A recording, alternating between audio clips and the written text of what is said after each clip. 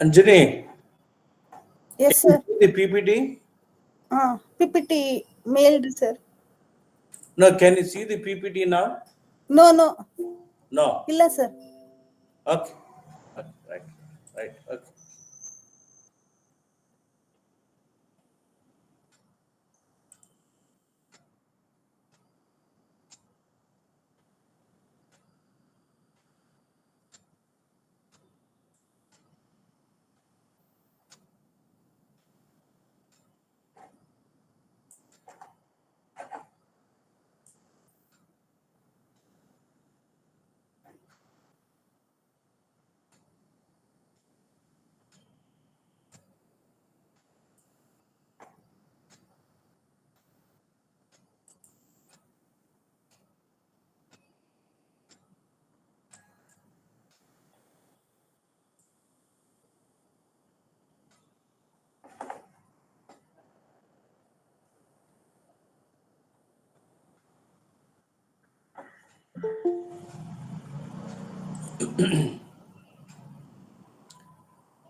Can you now see the PPT, Anjani? No, sir. Okay. Strange.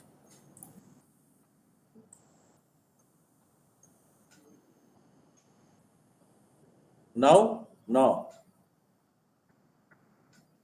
Usha. No, sir. Okay.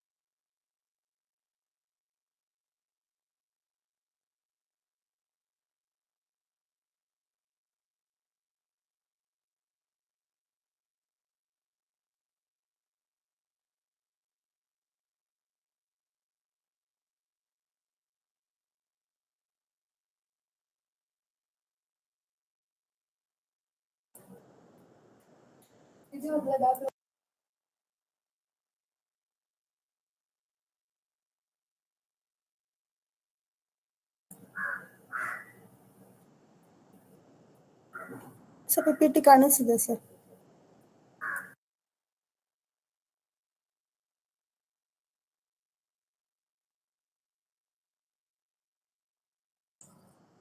Anjali, can you see the PPT? Yes, sir. Very good. ಈಗ ನೀವು screen ಏನು ತೋರಿಸ್ತೀರೋ desktop ಅಲ್ಲಿ ಏನು use ಮಾಡ್ತೀರೋ ಅದು ಅವ್ರಿಗೆ ಕಾಣಿಸ್ತಾ ಇರುತ್ತೆ. Can you see this now? Huh? Yes. Yes, sir. Can you see full screen also? Full screen ಕಾಣಿಸ್ತಿಲ್ಲ sir. Allah, now I'll just make it full screen.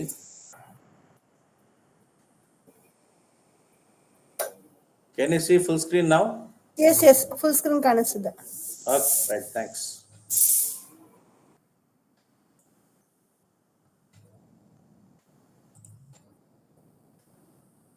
Stop presenting.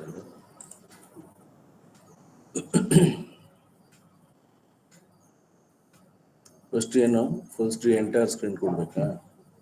Enter screen ಕೊಟ್ರೆ complete ಇದು ನೀವು ಏನೇನು open ಮಾಡ್ತೀರೋ ಎಲ್ಲ ಕಾಣಿಸ್ತಾನೆ. ಹೌದು. ಎಷ್ಟು ಜನ ಈಗ?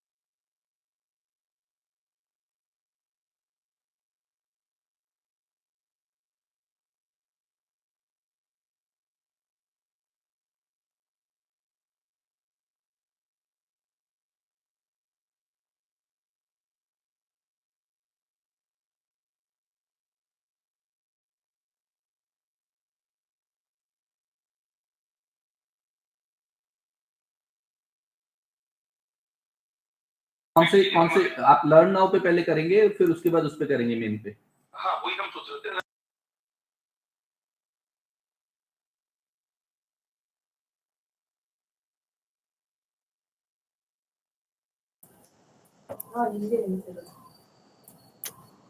Good morning, everyone.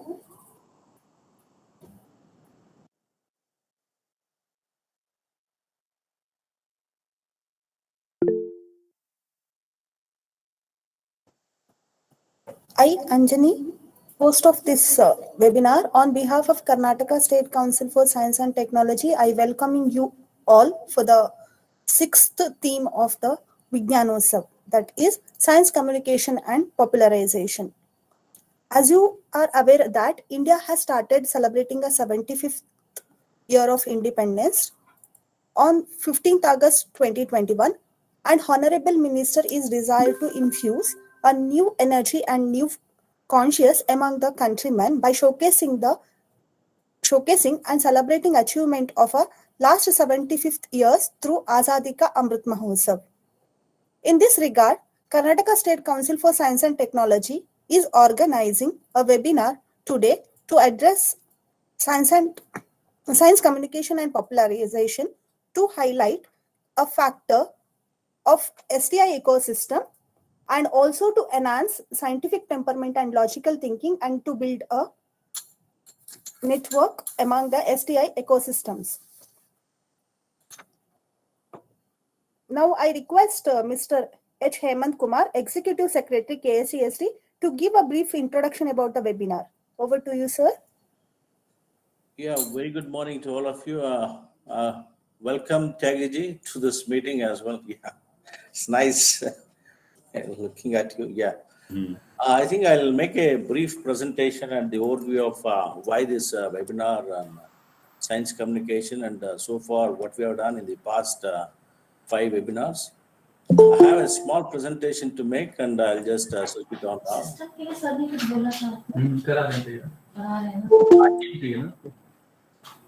क्या बोला? मतलब 4 GB 8 GB चाहिए.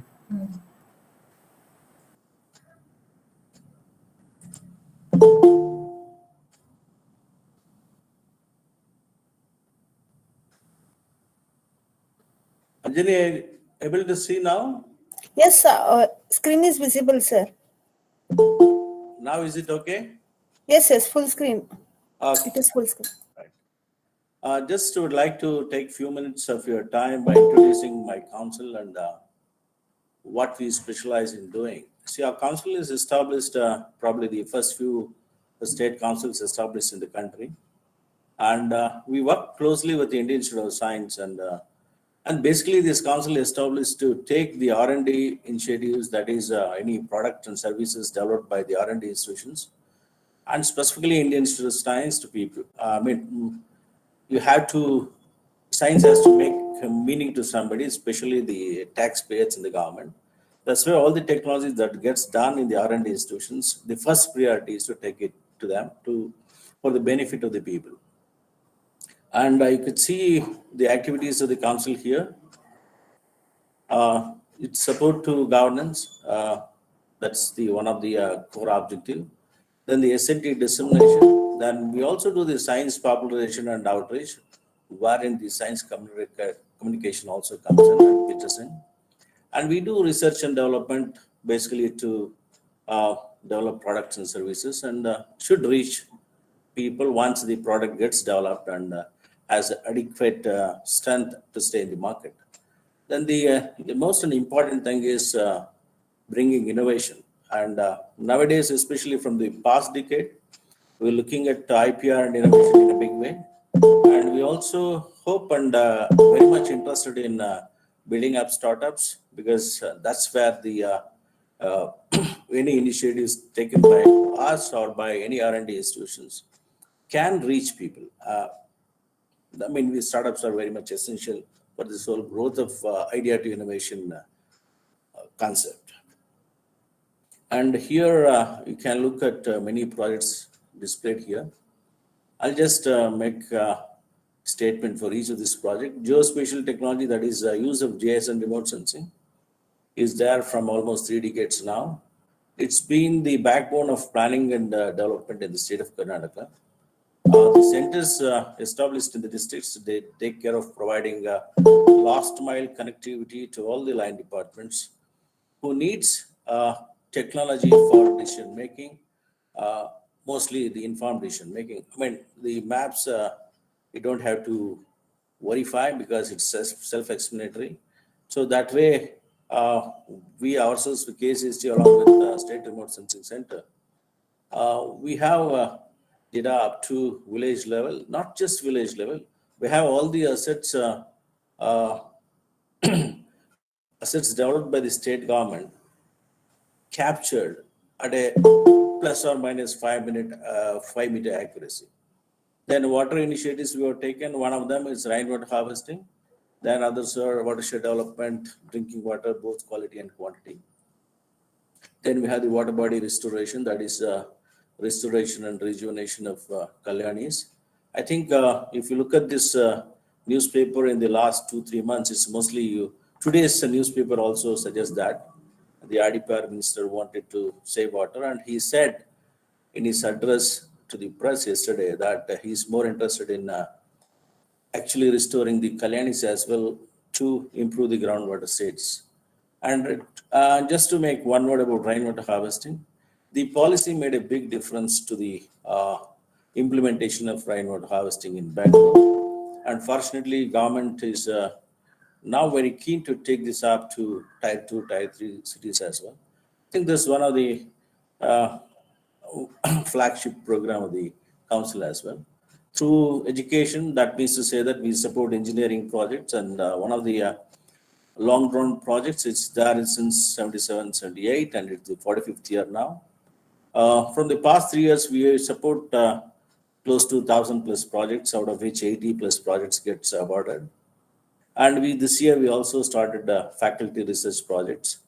We are funding them as well from this year. And in association with Social Welfare Department, Council also takes up in a big way the e-learning process. Anyway, this is nothing to do with COVID pandemic. We did this much before COVID, but actually COVID is helping to take this up in a big way. Then many other programs like Patent Information System, we are doing quite well, and we are trying to establish center in each and every universities and colleges. Apart from that, we have centers of excellence. One is on cybersecurity, other is on aerospace and defense. Then a few new projects are, we have established one SCST cell. Basically, this is basically a social inclusion kind of a thing. Earlier, we used to conduct projects, program, and training. This is for general public. But now through this cell, we would like to focus on SCST community in developing and using technologies developed by Institute of Science or any other R&D institution through KSCST.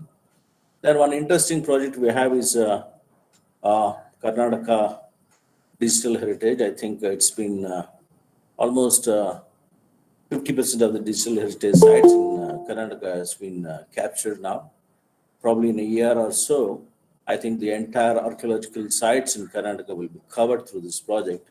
And this will be used for reconstruction and visualization of these heritage sites. This will address most of the tourism needs. And the another project which is very interesting is Fortified Food. I think all of you know that Karnataka, large number of taluks and districts in Karnataka suffers from malnutrition.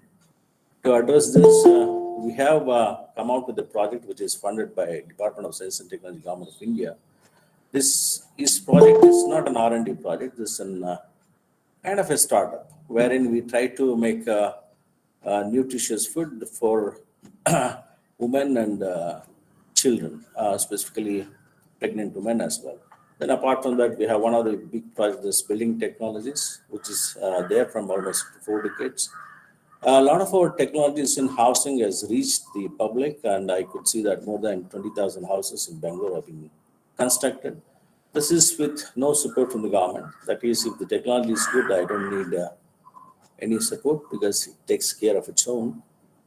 And as my colleague Anjani mentioned in the opening remark, that Government of India and all the state council are started this Azadi Ka Amrit Mahotsav to celebrate and commemorate the 75th year of progressive India. Towards this, I think we started this journey in September 2021, and we're going to complete in August 2022. There will be a 12 themes, and this is the sixth theme now. So far, we have completed SCI institutions, human resource development, R&D infrastructure, indigenous technologies, innovation startup. We are in the middle of this webinar series. And you should know that each council is conducting this kind of a program, month-specific program, in one of the days. So we have taken this particular 14th February to organize this science communication popularization. And why we should focus on this? I think you know that research is the backbone of any development in the country. But if I can make the science and research more understandable to the common man, that's the lay public, it helps attract public support and also the private support and also the government. So it's our responsibility to convey science and technology in such a way that more and more people understand and they help you in supporting your projects and programs. This is very much essential. If you don't communicate, people will start thinking, what is there in it for us? I think it's our responsibility as institutions to make science more popular, and we should write in such a way that more and people appreciate our work and support comes in. And as you know that research papers are mostly for researchers in the field, and also generally these papers are not for common man. So this, I think we have to change to this science communication. And we would like to see that this science communication is done in all languages, local languages, starting from Jammu Kashmir to Kerala. So what is science communication? I think most of you know, but I just like to make it more clear. It's the dissemination of scientific and technological knowledge among a wide range of audiences, including non-scientists. See, even if I am a scientist, if I am from civil engineering, it is difficult for me to understand something about electronics and nanosciences. So therein, I require my colleagues from nanoscience or power engineering or any other subject. I would like them to write in such a way that not only layman, other people from other scientific community, non-scientists should be able to understand. That's the purpose of science communication. Effective communication, I don't think I need to say it any better. We need to do in such a way that I don't want people to ask me again, what is this they have written? It should be so simple that it is self-explanatory when we write. So it could be done in many ways. Either it could be done in print media, audiovisual, digital presentation. What are the common types of science communication? You can see here that is scholarly science communication, semi-popular science communication, popular science blogs. I mean, all of this require a different media and different kind of language. And once we get into these things, then we should know how to write these kind of scholarly articles.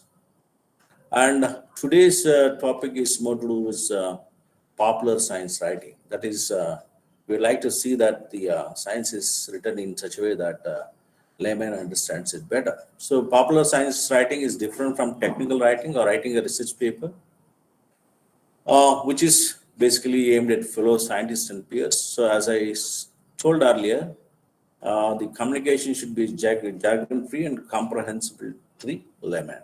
Okay. Right now, I think you should understand that people like us coming from scientific institutions or academic institutions or anyone working closely with the S&T area, we have a responsibility, obligation, and also we have some sort of a vested interest in making our communication better. That way we can get support from general public, decision policy makers, and also my colleagues, scientists and professionals, and most importantly, children as well. Because children get interest when they read something and they can understand, they try to relate it much better. Okay. So objectives of popular science, basically it ends up at telling you, we would like to see that S&T is made, developments in S&T to be made known to more people, that is general public. We should make the S&T developments more public aware. That's the goal. And we should also see that policymakers takes this kind of a writing for facilitating funding. That's also very important, because unless you make the decision makers or the politicians understand the benefit of science, you don't get enough funding. And for this, I think we, the scientific community, will be responsible unless we communicate better. And to that extent, we have the obligation as well. Okay, who can popularize science? I think anyone can do it.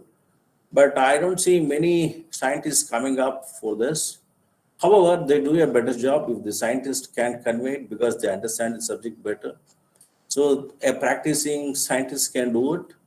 Otherwise, any person who is interested or knowledgeable in science with some sort of a degree and has got a flair for writing, he can do the job as well.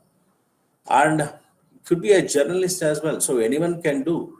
But nowadays, we are also focusing on scientists to do better through several programs initiated by Government of India. And my colleague from DST Government of India, Mr. Tyagi, who is here with us today, he's going to speak next. He's got many projects and programs which actually looks into science communication. One of the program is also, I think he's going to talk about that as well. And he can do it in print, audio, electronic, multimedia, any of this medium of conversion. The electronic media nowadays is getting much, much more popular. And you can see radio, television, internet, and all that. And to this extent, our Honorable Prime Minister also in this, he informed that more money is going to spend towards digital learning and more number of channels are going to come up.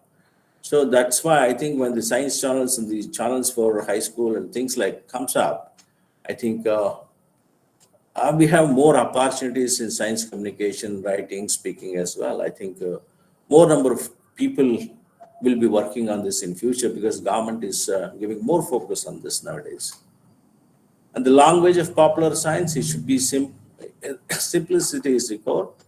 And all along I keep saying to myself and also to my colleagues, unless you have a clear clarity of what you want to speak, it's very difficult to communicate. That's why the person who writes should have a clear idea of what he wants to write, and he should have the clear idea of the subject itself.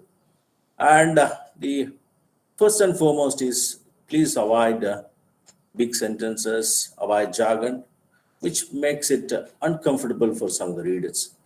So we also need to use simple, suitable metaphors and analogies. And if you can make the writing related to your everyday life, that means we talk about science technology, but unless you tell the people how science and technology is making difference to their own life on a day-to-day basis, then I think the understanding of science will be better. So that's what it means, relating science and technology communication to everyday experience. They understand it better. I think we should all focus on that. And the last, and I mean, there could be many other things, but this is one of the things which are taken from our website also as well, this particular thing. Avoidance of information overload. I think we should not pump in too much information, especially technical. It should be easy to read and understand. Okay. I think this all I thought of sharing with you. And now,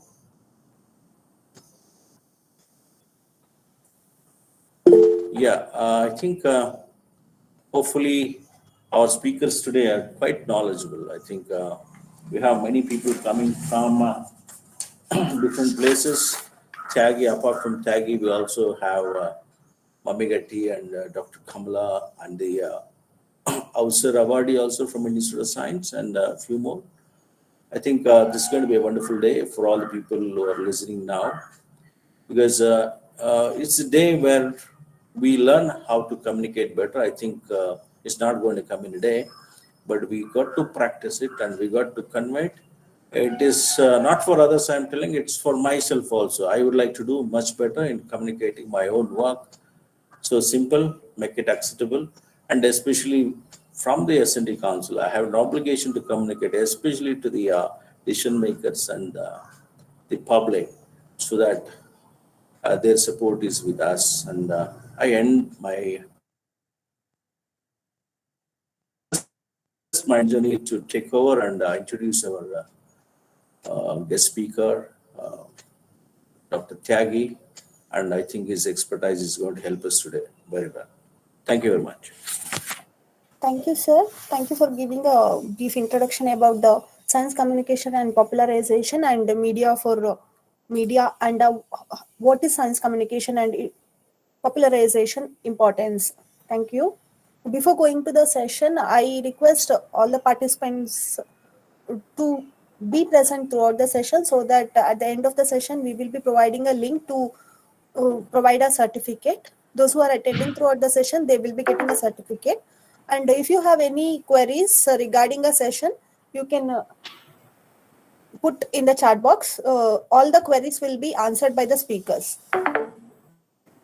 Okay, now I welcome Mr. B.K. Tyagi, Vigyan Prasad, Department of Science and Technology, Government of India, to brief about the science communication in India. Over to you, sir. Thank you.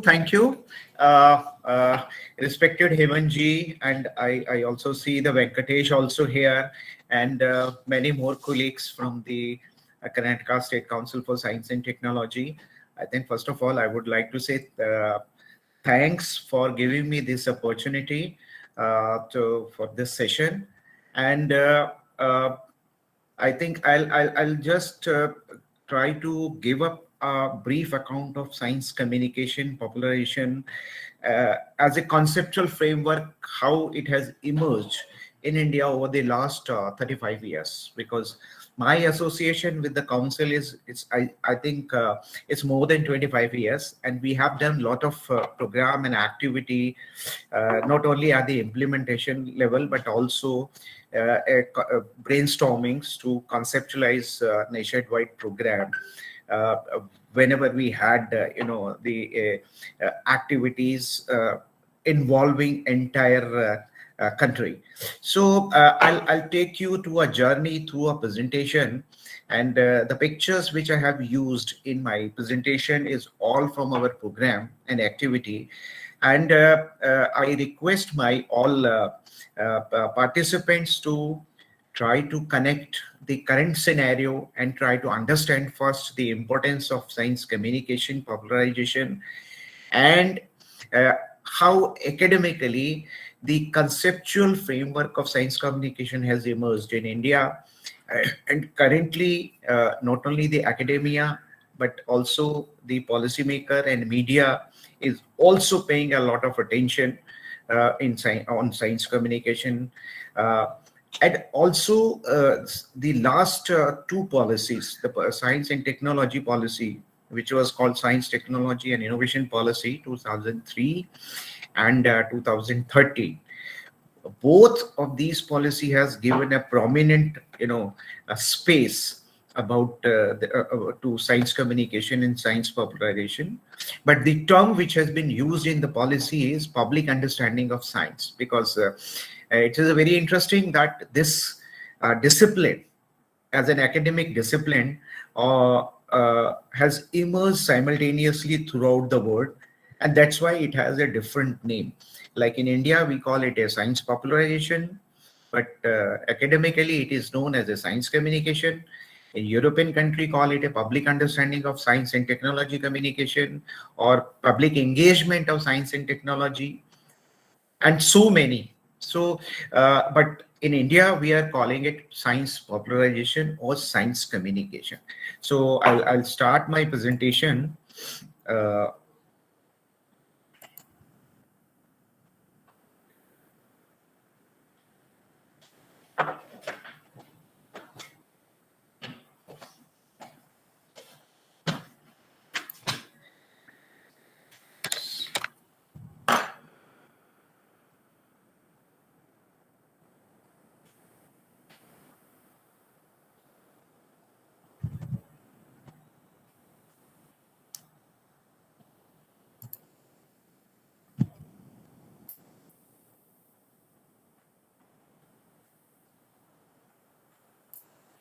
Sharing right level. Sharing right level. Can I get the sharing right? Yes, sir, it is given, sir. It is not showing. That green arrow is not showing here. You can see next to the hand signal, there is a rectangular box with the arrow mark. You can click on that, sir. Yeah, I'm doing, but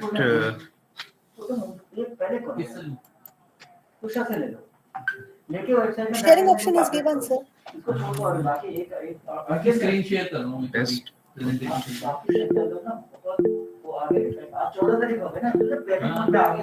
तो यहाँ तुषार से लेने के लिए हाँ तो तुम भी थोड़ा सा पैनिक मोड में आ जाओ यार तो मैं पैनिक में हूँ मैं कल 8-9 बजे तक फोन किया पूरी लिस्ट बना के भेजी आपने देखिए काफी ये तो Yes, sir. We can able to see your screen, sir. Yeah.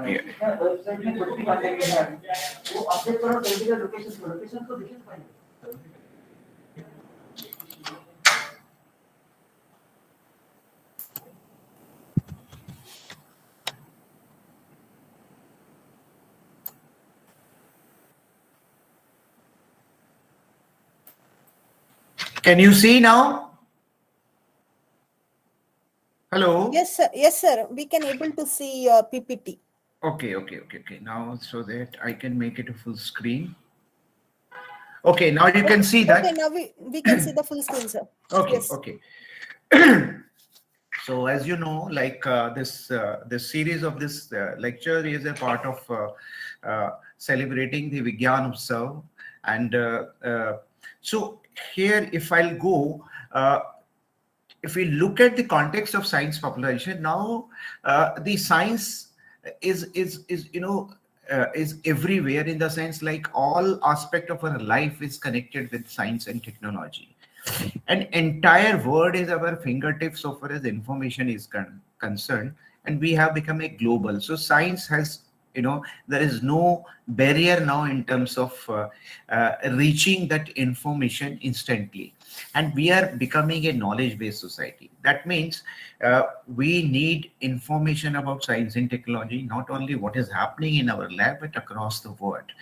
And communication is the key to carry out the benefit of scientific knowledge, because our standing in the world will depend on how much understanding of science and technology we have, because this is a new parameter which you can say, which has been which is going to be a part of Human Development Index. How much the population of a country or the citizen of a country have a understanding of science and technology. That's why the concept of minimum science is now being evolved, where we this should be that core of that science should be known to everybody, being a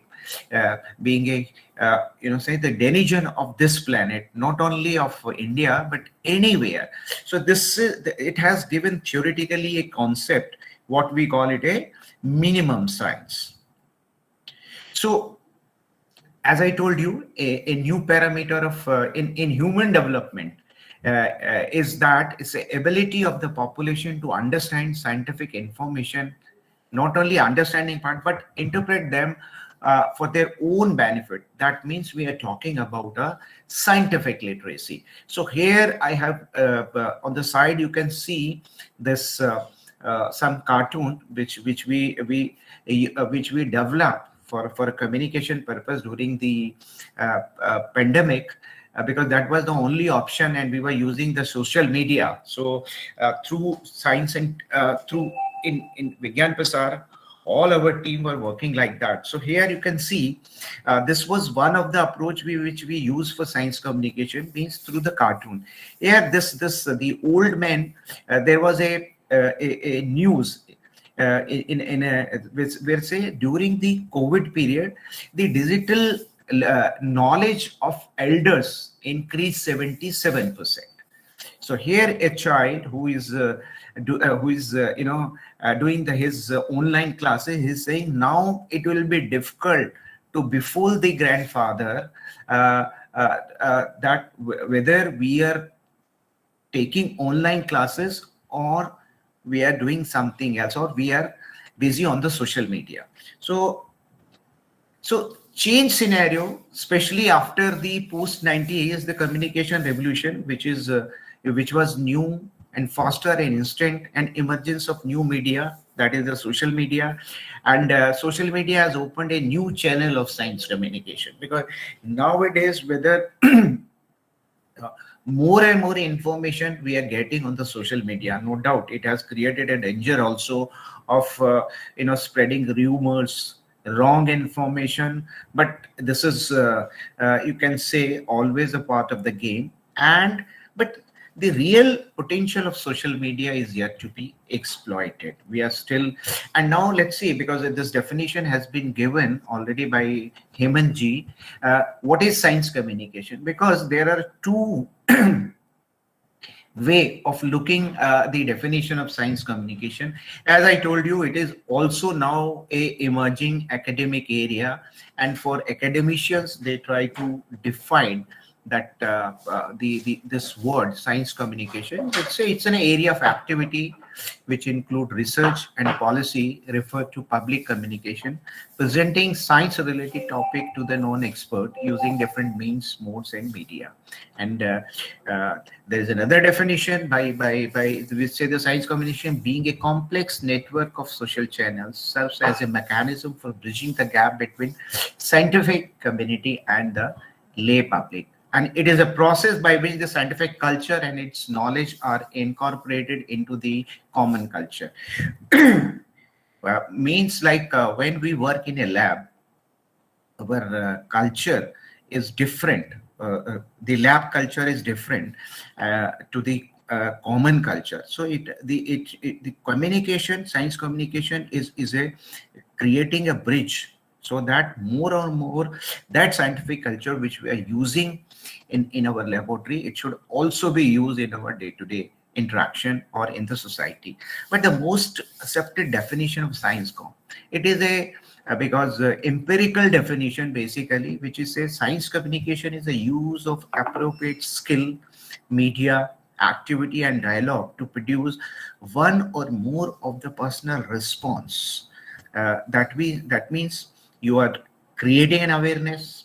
It may be enjoyment, like science cities and science park, or you're creating an interest or opinion forming and understanding, because there are many issues like GM crop, and then the nuclear energy, etc., where the opinion vary among the society. So to make a favorable opinion and to give a real understanding of science communication is also used in the above way. So there is another idea or word which has been added, because science communication is a very fertile area in terms of giving birth to the new disciplines, especially the health communication and the environmental communication and the HIV communication. They have almost become an independent discipline in science communication. No doubt they are a sub branch of science communication, but now they have their own niche in terms of the literature, in terms of the people who are talking about it, in terms of the academic courses which are run by different organization and institute. So risk communication is another area, because we know any science and technology or any development in science and technology, it always carries a risk. But most of the time, the product or the information which is coming to us, we are never told about the risk associated with that. For example, we all of us, we have a mobile phone in our phone, where it has been mentioned that it is emitting, radiation within the permissible limit. But what is their permissible limit? We don't know. Suppose if we have two mobile phone in our pocket, so what will be the the collective radiation which is both the phones are emitting now? So these kinds of thing, means whenever we are talking about any product or newer frontiers of science, the risk associated with that need also be communicated to the public. For example, I'll give you another example of fairness screen. Now, any top actor or actresses is coming on our TV screen and presenting that by using that particular cream, you become a fairer in a few days. But scientifically, is it not possible? Because the color of our skin is decided by our genetic makeup. And by using that cream, we are just bleaching that pigment which protect us from the radiation of the sunlight. And if we remove that pigment, that means we are exposing our skin more to cancer, skin cancer. So, but these kinds of things are never told by these companies which are selling those products. So that's why. But now, talking about India as a whole, where we have 22 major languages, 4,000 dialects, and we have a social, cultural, religious, geographical, and linguistic diversity, and the literacy is also low. So for science communication, it poses a very formidable, challenge to a science communicator like to Himanji and to me, because if we have to see the entire country, it is always, but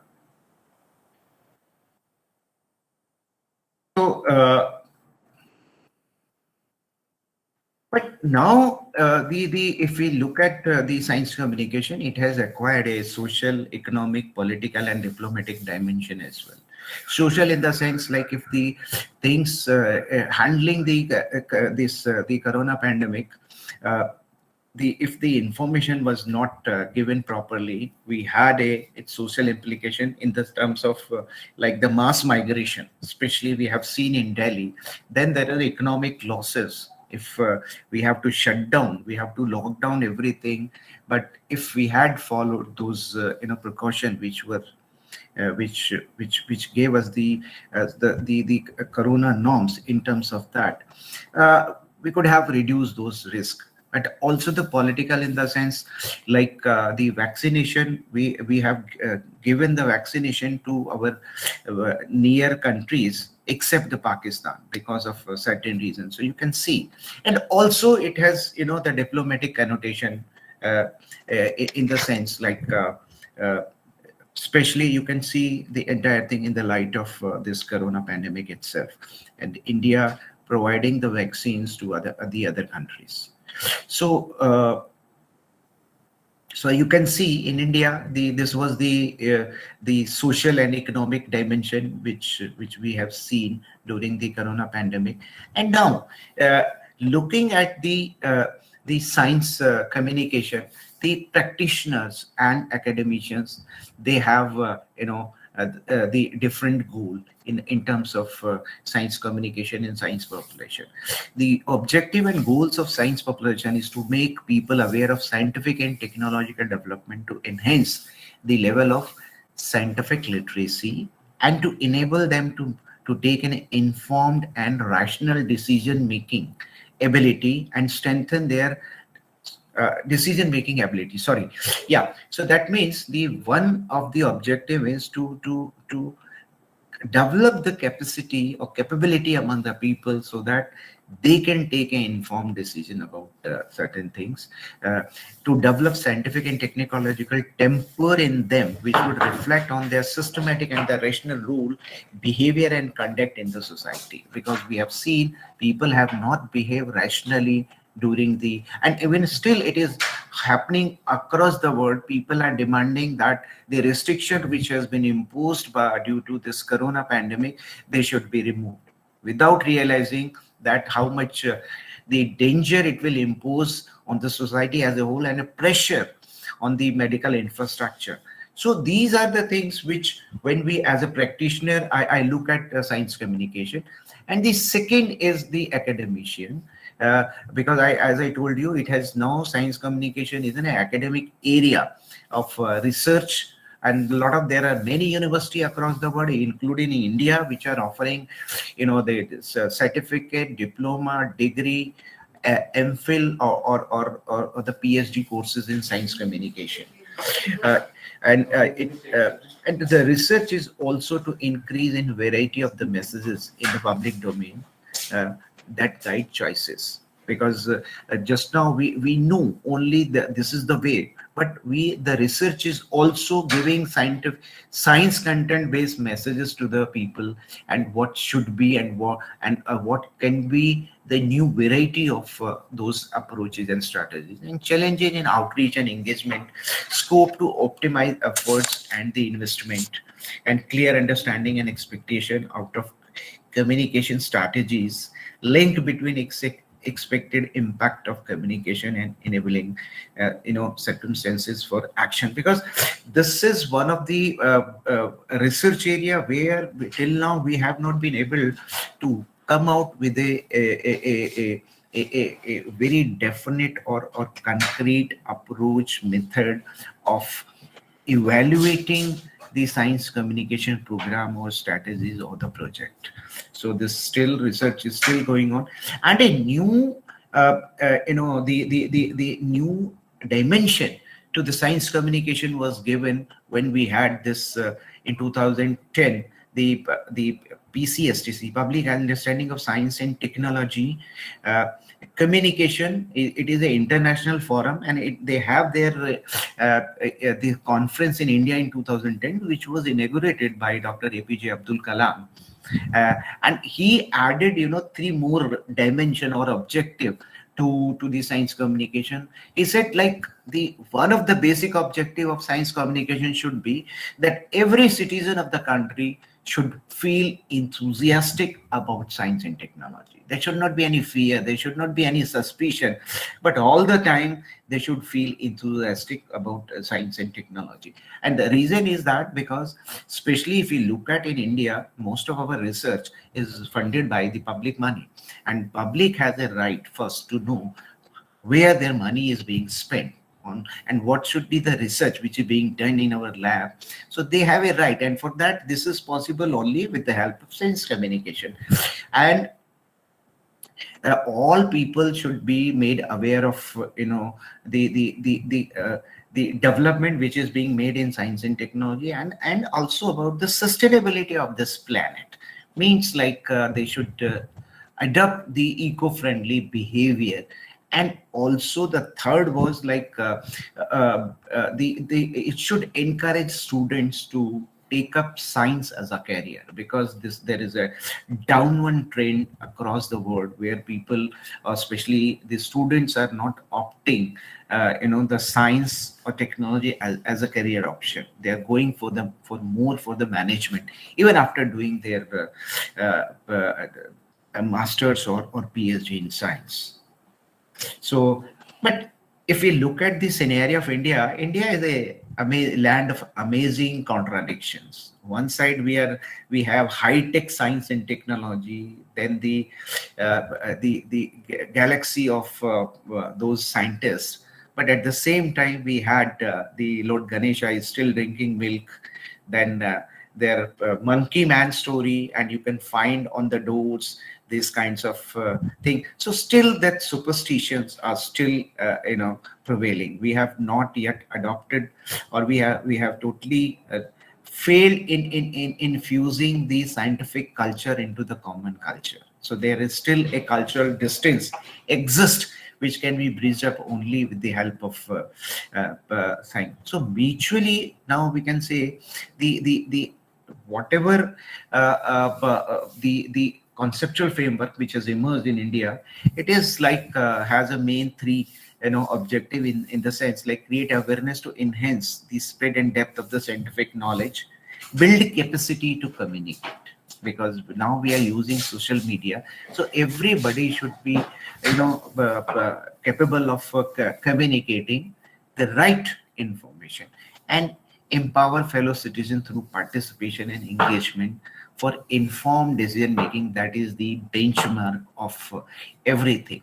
So this is the framework which is emerged by the effort of collective effort of government agencies and voluntary organization in last 3.5 years, to which I think the Karnataka State Council of Science and Technology and Karnataka Sahitya Parishad, they are the main 2 bodies which has contributed a lot in coming out, in finalizing or giving a shape to this conceptual framework in Karnataka.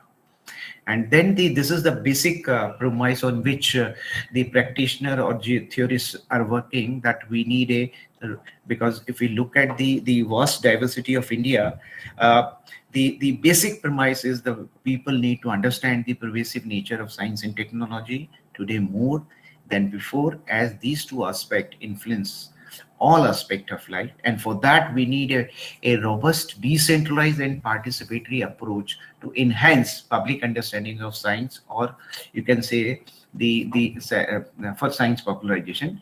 And currently, there are several approaches and media are used.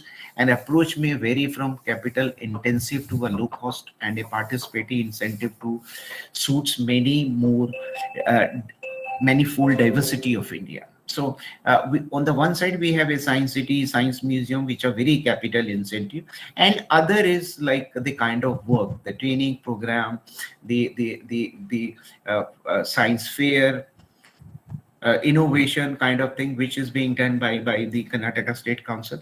These are like low cost and participative incentive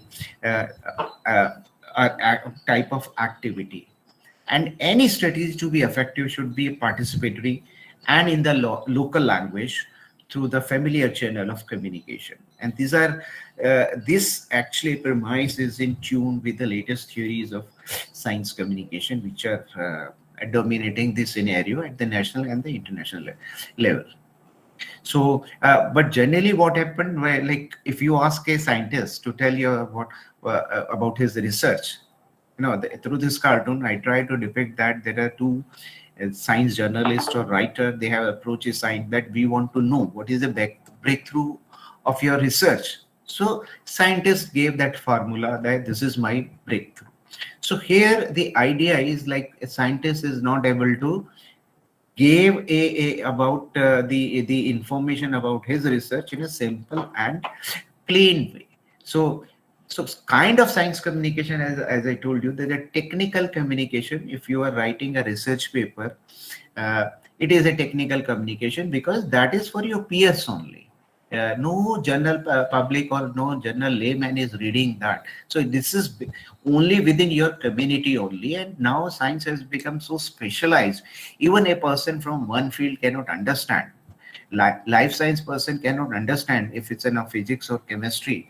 So that means we have to come out with the even science communication is important among the scientific community itself, if it is not from their area. And the semi-technical are those journals like Nature. Nature is a semi-technical journal, and popular communication.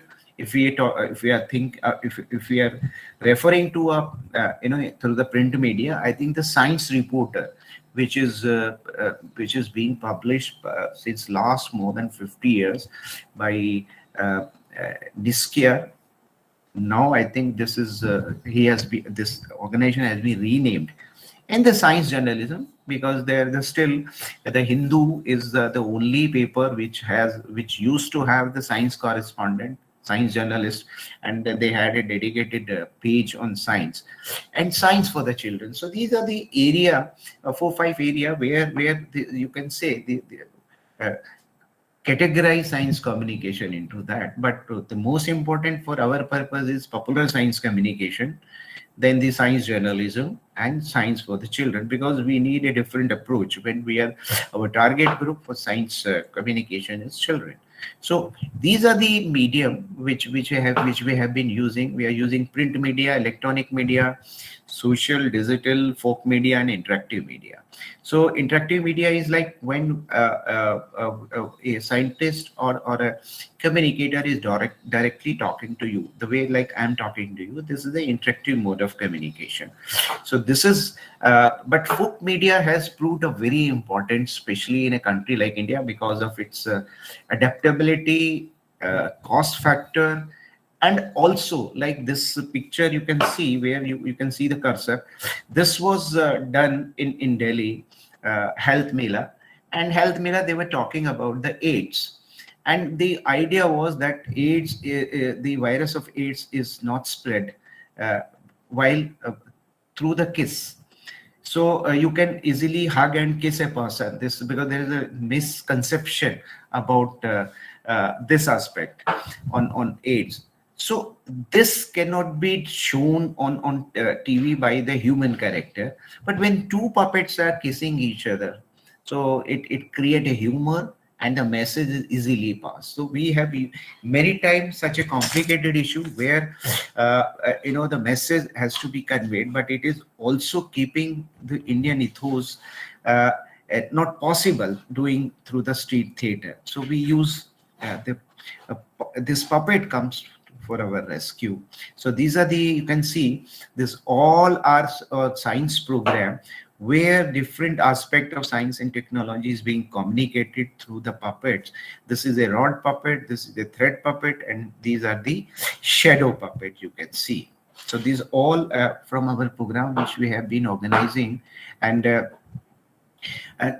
we now, as a result of our conceptual framework, we call it a parallel approach, in the sense these are not capital intensive, but where we are reaching to a large number of people, we are ensuring their participation, and in that we are using all possible medium, both traditional and non-traditional, and using local language. These are, you can see, this is the yatra, then the jatha kind of activity, which has already taken developed as a technology and has been already adopted throughout the country by our groups which we have. And this is another way of the communication. This has been done by one of our friend from Lucknow, CDRI. He is a scientist, and but this kind of method of communication has been now internationally recognized. He is Dr. Pradeep Shrivastava, and he's saying, like, suppose like you have to give a definition of parasite or parasitology. So generally this portion say the plant and animal which live in or on others and draw nutrient from them for their survival are parasite, and study of parasite is known as parasitology. So here, just to create this visual, plus through the visual creating that humor, he says, see these scientists, these all parasites in a pata dish which you'll see, they are saying, see these scientists, they exploit us for publishing research paper, getting their PhDs, attending seminar, visiting abroad, and they still call us parasite. So how in a very difficult subject you can create a humor also, which create an interest of common men. And this is again a cartoon. We call it a sign tune. Here the text is given in this portion about the Delhi is the most polluted city, and now these two women are talking to each other. One is saying, you cheated me, my daughter will never marry your son. It's okay that he doesn't drink, smoke, or take any drug, but why don't you tell me this fact that he lives in Delhi? So this is some of the way. So what is the aim of when you are doing science communication? It is like it create a curiosity and a sense of wonder, especially when you're dealing with the children and about things happening, event phenomena around them. It also enhances the spirit of inquiry and asking and seeking well-reasoned and convincing answer to these questions. Keen and systematic observation of things, fact and audacity around them, and experiment to check out, verify, disapprove, or or confirmed a suspicion or guess, and correctness, precision, and meticulousness in whatever we are doing or in doing anything. So these are some of what we call it a scientific culture, method of science, or scientific way of looking thing or doing things. All this aim, science communication also aimed to that as well. So effort which has been done in theorizing science communication, because as is method and approaches. Methods, approaches, and presentation of science to people, science education and informal science learning. These are some of the efforts already on a lot of people who are doing their research in science communication.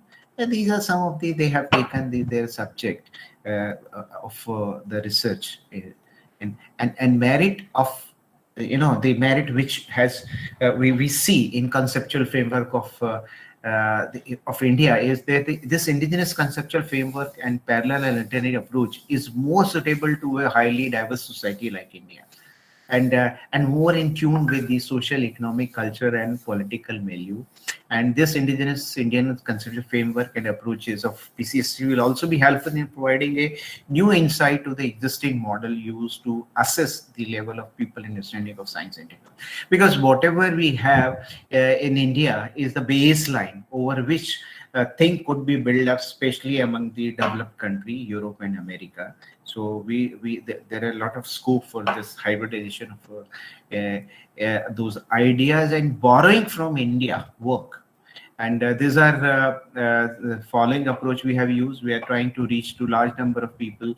And the first beginning of a major project was made when the comet in 1986 was appeared, where when the all agency who were working in isolation in science and technology communication came on a single platform with the help of a National Council for Science and Technology, and this was followed by Bharat Jan Vigyan Jatha, where more than 20 lakh people were directly contacted through this and the basic information of science and technology was passed on to them through the art form, through the poster, through the film, through the radio audio program, and workshops, lectures. All possible means of communication were used in this Bharat Vanjan Jatha, and this was then followed by many more steps.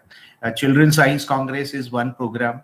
Then the 144 episode interactive and mega radio serial Evolution of Man, where it was made in 16 languages. These were all the pilot effort and nationwide campaign built around natural phenomena like eclipse, transit, and planets, comet, etc. So this is now it become a routine activity where large number of people are involved in science communication activity.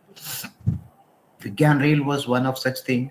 Then the World Year of Physics, World Year of Chemistry, World Year of International Biodiversity.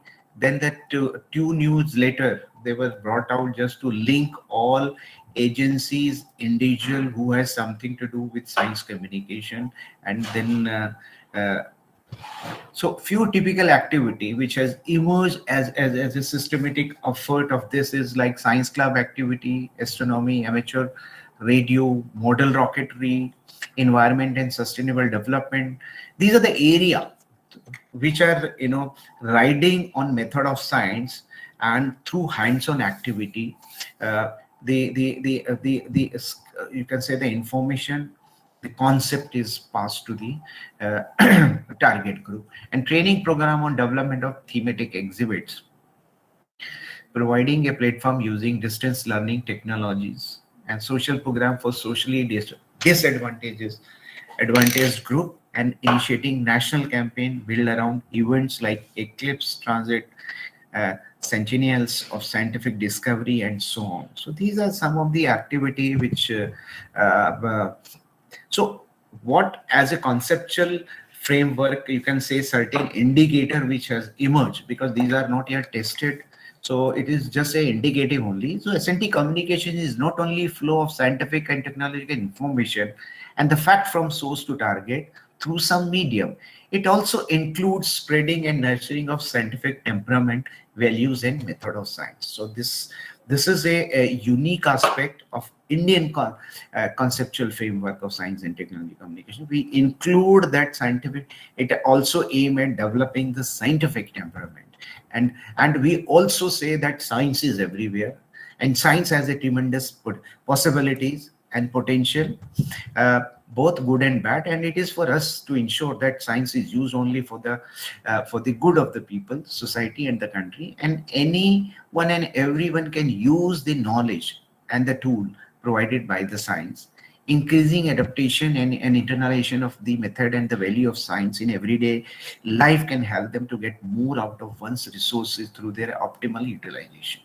So these are when we are doing science communication, that should be the underlying philosophy. बेटे meeting में हूँ, थोड़ी देर में करूँ, 5 minute में कर, 10 minute में करता हूँ.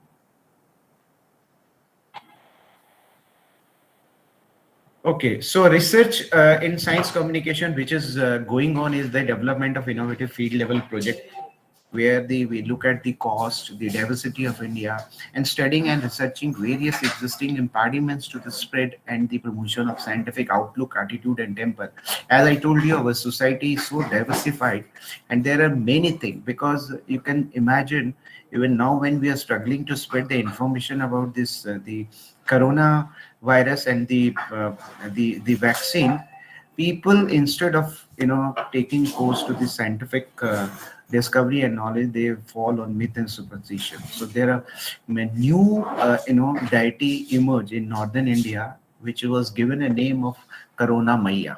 So I think I'll show you some of those cartoons, and devising and developing new communication methods, means, tools, techniques, and technologies, and development of evaluation method and mechanism. This is very, very important still, and pool and survey to assess level of understanding of science and technology among various sections of the population. This is just to develop those the barometer, so that which give us an idea, like these are the area where we have to put more effort to address those social economic problem through the science and technology. And these are again when you are doing a research, the paradigm of area of inquiry of science communication is this: science education, informal science learning, public communication of science and technology, science literacy, the science journalism, science and society, and science museum, science club, etc. So these are the entire overall paradigm in which we do the research so far as science communication is concerned. And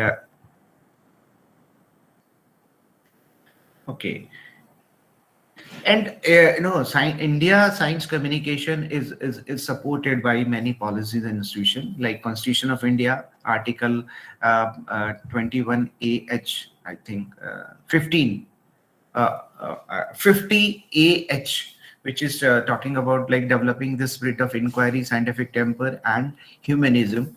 So we have a constitutional support to the science communication.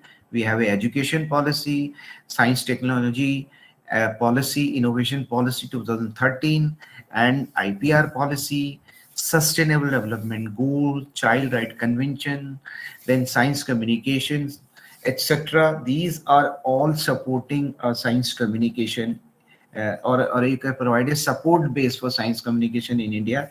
And at national level, we have 4 main bodies. One is like National Council of Science Museum, which is building that big science city, science museum kind of thing. And then National Council of Science and Technology, Vigyan Utsav, and then we have a NISCARE. In addition to that, in the state, like we have a State Council for Science and Technology, like we have a Karnataka State Council of Science and Technology, and we have a 2 network of volunteer organization, which are also dedicatedly formed or you can say working for science communication only. So this much of institutional support or we have for science communication. And you can see this is the policy, SCI policy, which has dedicated 1 full paragraph on science communication and scientific temperament. And some of the major achievement in the last 35 years is the construction of science and culture installation like Science Museum, Science City, and the creation of specialized agency for science communication like NCSM, NISCARE, NCSTC, and Vigyan Utsav, and also a new class of professional trained professionals trained through various short-term, long-term training program and courses in science communication and development of S&T communication. There are a lot of knowledge product has been developed in the form of audio, video programs, exhibition, film, books, journals, activity kit, etc. And the S&T communication network system and coordination with other agencies. A lot of program because Azadi Ka Mahotsav and Vigyan Utsav. This is a week-long program which we are doing. Vigyan Prasad is coordinating. It is an interministerial program. So, and which is being organized at 75 places in India. You can imagine the magnitude of the scale of this program. So this kind of activity where the government and non-governmental agency both are coming together for a cause of science communication, and field-based program, as I told you, and research and in S&T communication and an incentive scheme. Where at the national level, there are a lot of many prizes are being given for these to the science communicator for doing best effort or best effort in science communication, making good program, writing books, etc., which you can see on the website of Department of Science and Technology, and also the input to for the policy and planning in science communication. So these are some of things which you can say, but there's still some gap. There are some achievement in the sense like science communication is now emerged as a movement in India, people's movement. We had a good infrastructure, we have a trained manpower, we have a ability of different knowledge product which are available in different languages also. We have a professional courses in universities. Then we have a academic literature on S&T communication, including research. 2 research journal we are having, and we have a numerous example of good practices of science communication. But if we look at the gap area, the practitioners still follow the deficit model. Means like when we say there is a information gap, and as a communicator, I decide that this information should be given. It is the demand is not coming from the people. They are not doing it in a participative or engagement model. So paradigm of science, still in science communication, where our focus is more on science education. We are not doing it for science literacy, but more of a science communication paradigm is still dominating, and it is more children centric. We are doing more program and activity for the children, and technology communication is not visible. We are doing only the science, but technology communication is not there, and Indian literature is very less, and no effort on theorization and documentation of good practices has not been done.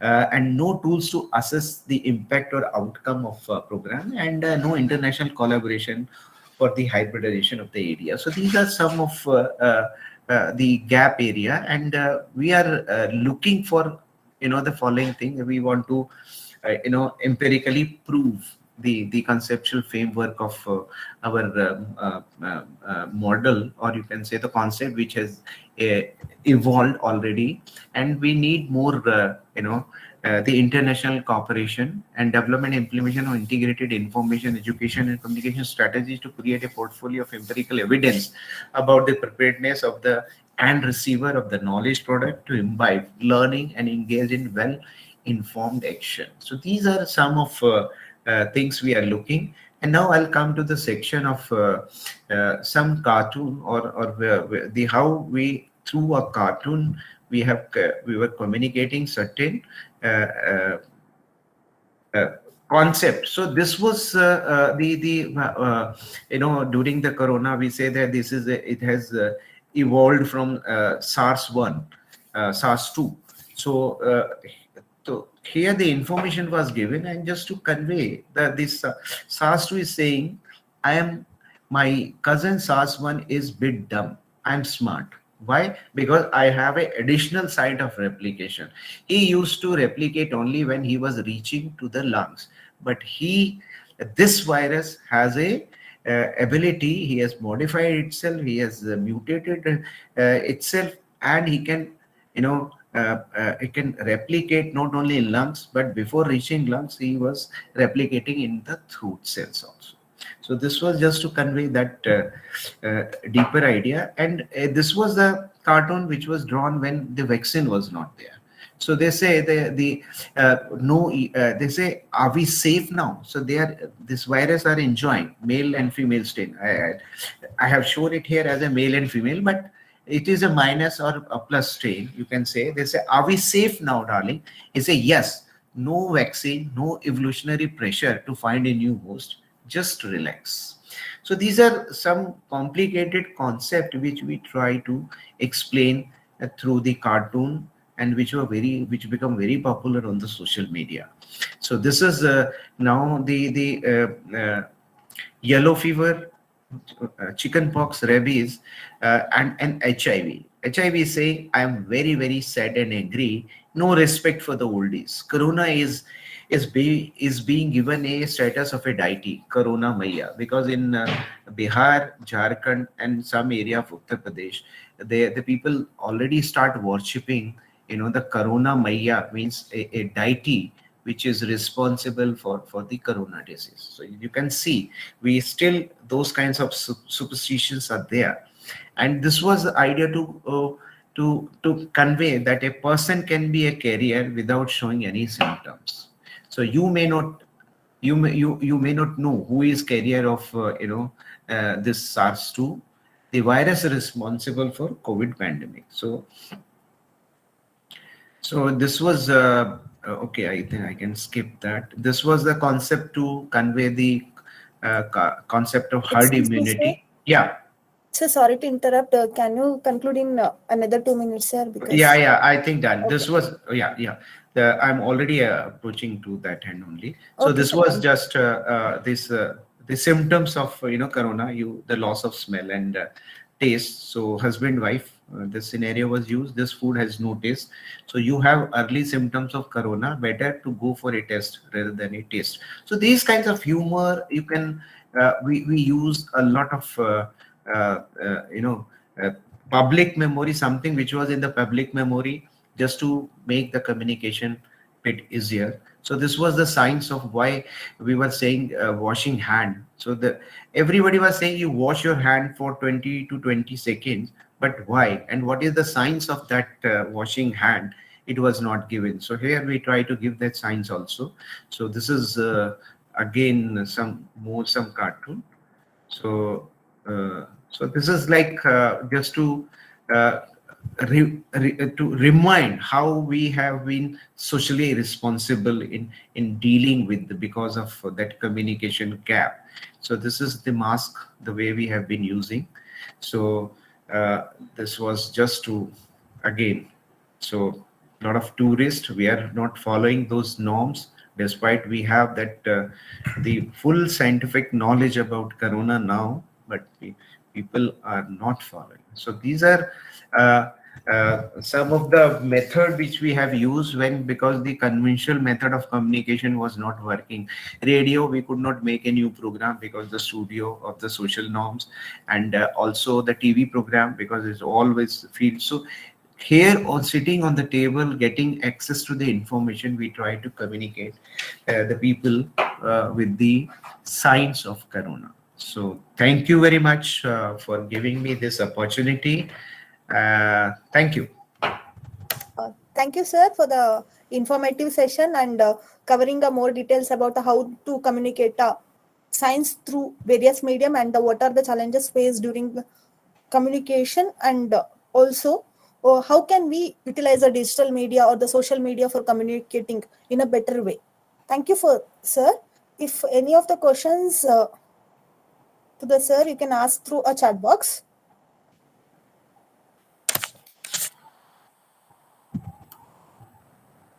Okay, sir. I think no questions. Thank you, Tyagi, sir. Thank you. Okay. We'll move on to the next session. Next speaker, that is Mrs. Sumangala Mumigatti. Mrs. Sumangala Mumigatti. She is working as a program executive in All India Radio Bangalore, and she has published 38 books and at around 1,000 articles, and she got various awards like State Award, Best Science Writer Award, Environmental Journalist Award, Environmental Award from the Karnataka State Government, recognition from the national newspaper Hindu as a woman who made the city proud. Some of the national awards like highest award for the science communication, NCST Award of Government of India, Certificate of Merit from the Akashvani Annual Award, National Award from the Best Science Program in 2016. Also, she got international awards like Best Production, Best Script and Best Narration Award for the program framing in the warming world at the Radio Festival of Ion 2010. Best Biodiversity Commission recognition from the International Institute of Environment, London in 2008. I welcome Sumangala ma'am for briefing about the science communication in Karnataka. Welcome ma'am. Thank you.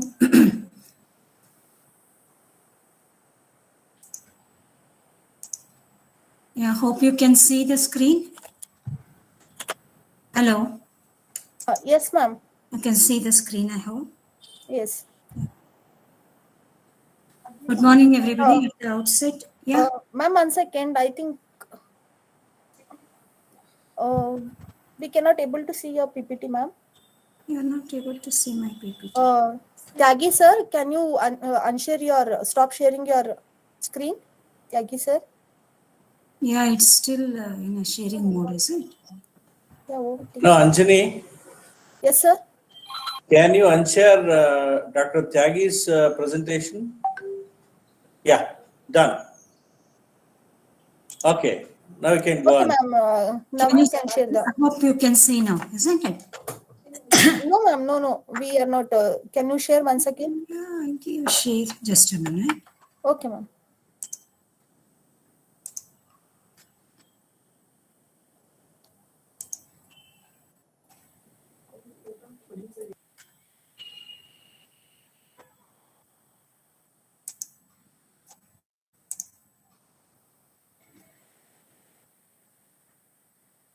Now it is showing, ma'am. We can able to see your screen. You're seeing my screen? Yes, ma'am. PPT you can see. What screen is visible, ma'am? But now? Yeah, PPT is visible. Yeah, I'll go for a slideshow. Yes, sir, full screen. It is. At the outset, I would like to thank Karnataka State Council for Science and Technology for giving me an opportunity to share some of my ideas about science communication in Karnataka. The time given is 20 minutes. It's too short, but I would like to put it in a nutshell and bring it to you in the form of history of science communication in Karnataka, present scenario of science communication in Karnataka, and future of science communication in Karnataka. In building a culture of science in Karnataka, it has a history of 300 years. When we go back, when I was trying to find out what actually is a history of science communication, then I could find an earlier inscription or edict of 732 or 733 gives the list of measurements in Kannada. The different measurements that were used at that time were given in Kannada. And in 8th century, we find Kirti Verma's books on Gaja Shastra, Govaidya and Manasolasa. At the same time, he writes about Naravaidya, Stri Vaidya, Bala Vaidya. And in 12th century, we find Mitakshara, which deals about all aspects of medical science in Kannada. Remember that when most of the books were different in Devanagari or other languages, at that time itself, we can find these complicated issues being printed or being written in a very common popular science way for a common man. In 1012, an inscription at Umachigi, this is a place in Karnataka, tells that a teacher by name Nagadesiga, he was a teacher, he wrote in Kannada about mathematics and astronomy. very interesting books on mathematics and astronomy, which makes even a common man to know about these aspects.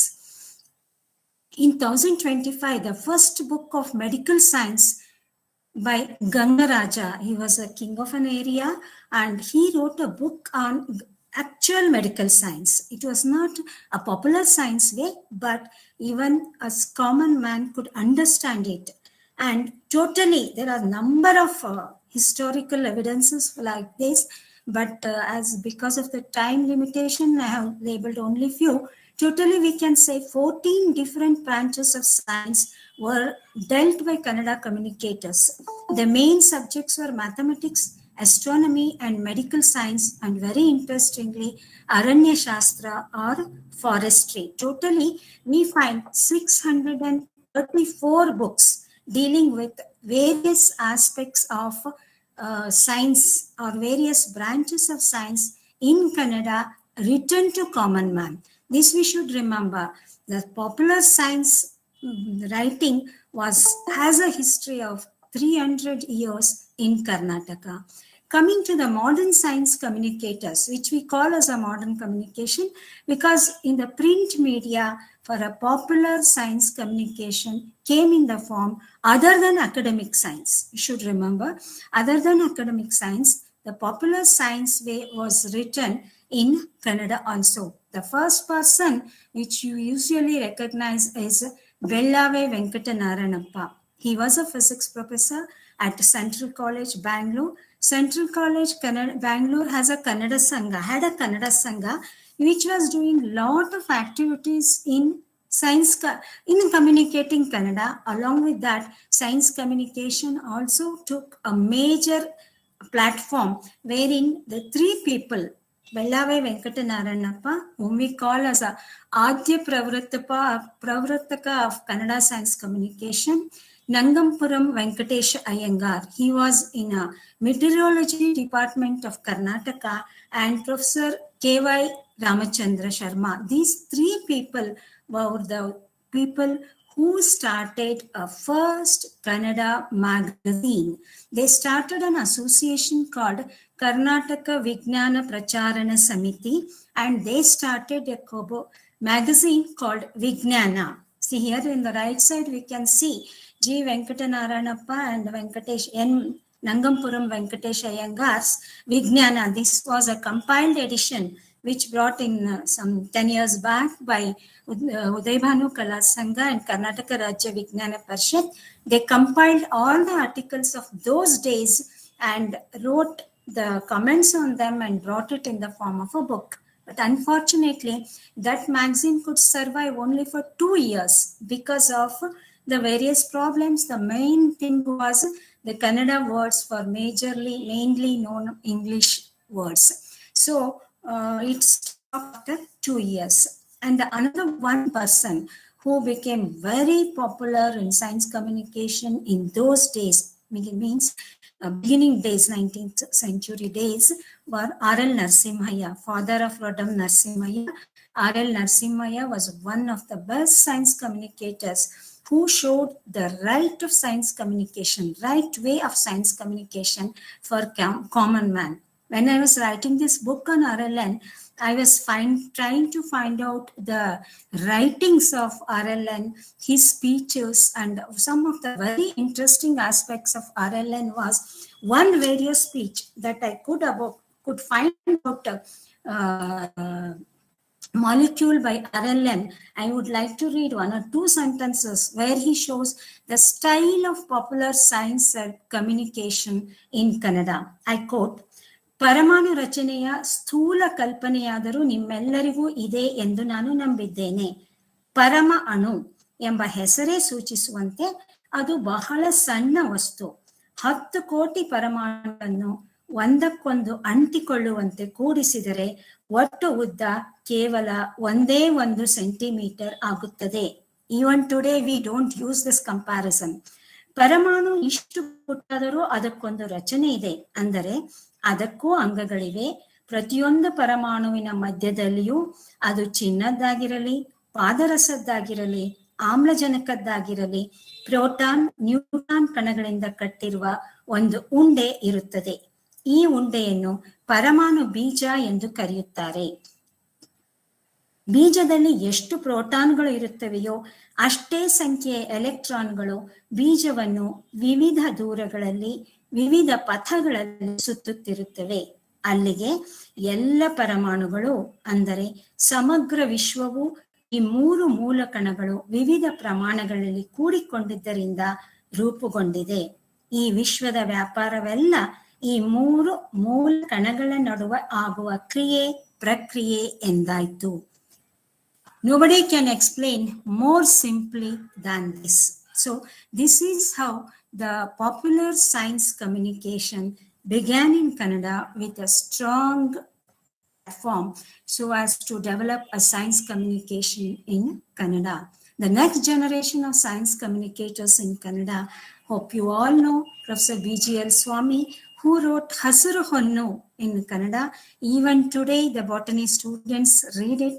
It's a very popular way of explaining the taxonomy of plants in Kannada. And you can find Purnachandra Tejasvi, who developed his own way to explain the environmental science to a common man. And the below one is Krishnananda Kamath. He has developed his own way of explaining entomology, what we call as a Kita Vijnana today, entomology, with a very interesting examples, jokes. I'm going very briefly because of the scarcity of the time. Just take them as a point and you can refer these books where you can find very interesting aspects of science communication. Coming to the next generation of science communication in Kannada, above you can see Adinadaka Krishna Bhatt, J.R. Lakshman Rao and M.A. Setu Rao, G.T. Narayan Rao, H.R. Ramakrishna Rao, H.R. Krishnamurti, Nagesh Hegde, T.R. Anantramu and N.S. Leela. The first generation, that is Adinadaka Krishna Bhatt, J.R.L., M.A. Setu Rao and G.T. Narayan Rao, they worked a lot in establishment of Karnataka Rajya Vigyana Parishattu. We all know that today it's one of the well-grown organization for communication of popular science. And they started a monthly magazine, Bala Vignana, which is working even today, has the highest circulation in Karnataka. And Professor H.R. Ramakrishna Rao and H.R. Krishnamurti, Dr. H.R. Krishnamurti, who was a Deputy Director General of All India Radio, wrote number of books along with making use of electronic media, that is radio, for a popular science. We all know Nagesh Hegde's writings about science, environment, and any aspects of current science, telling it very simply in his own style. T.R. Anantramu is one of the prominent science communicators in Kannada, and Dr. N.S. Leela. Mainly, she has written a number of zoology books in a popular science style for a common man. Then coming to an evolution of science communication in Karnataka. Yes, science communication has evolved like anything in Kannada. Starting from ants, today we are dealing with artificial intelligence. From Gnana Gangotri to nanoscience, we have come across the various milestones in communicating science to a common media through various media like print media, electronic media, and digital media. When I take briefly about print media, we find Bala Vignana, one of the earliest magazines of science communication, published by Karnataka Rajya Vigyana Parishat. And next to that is Vignana Loka, which is being published from Karnataka State Academy for Science and Technology. And Kutuhali is recently developed a magazine which is being published along with Vigyan Prasar Delhi in the Kannada form.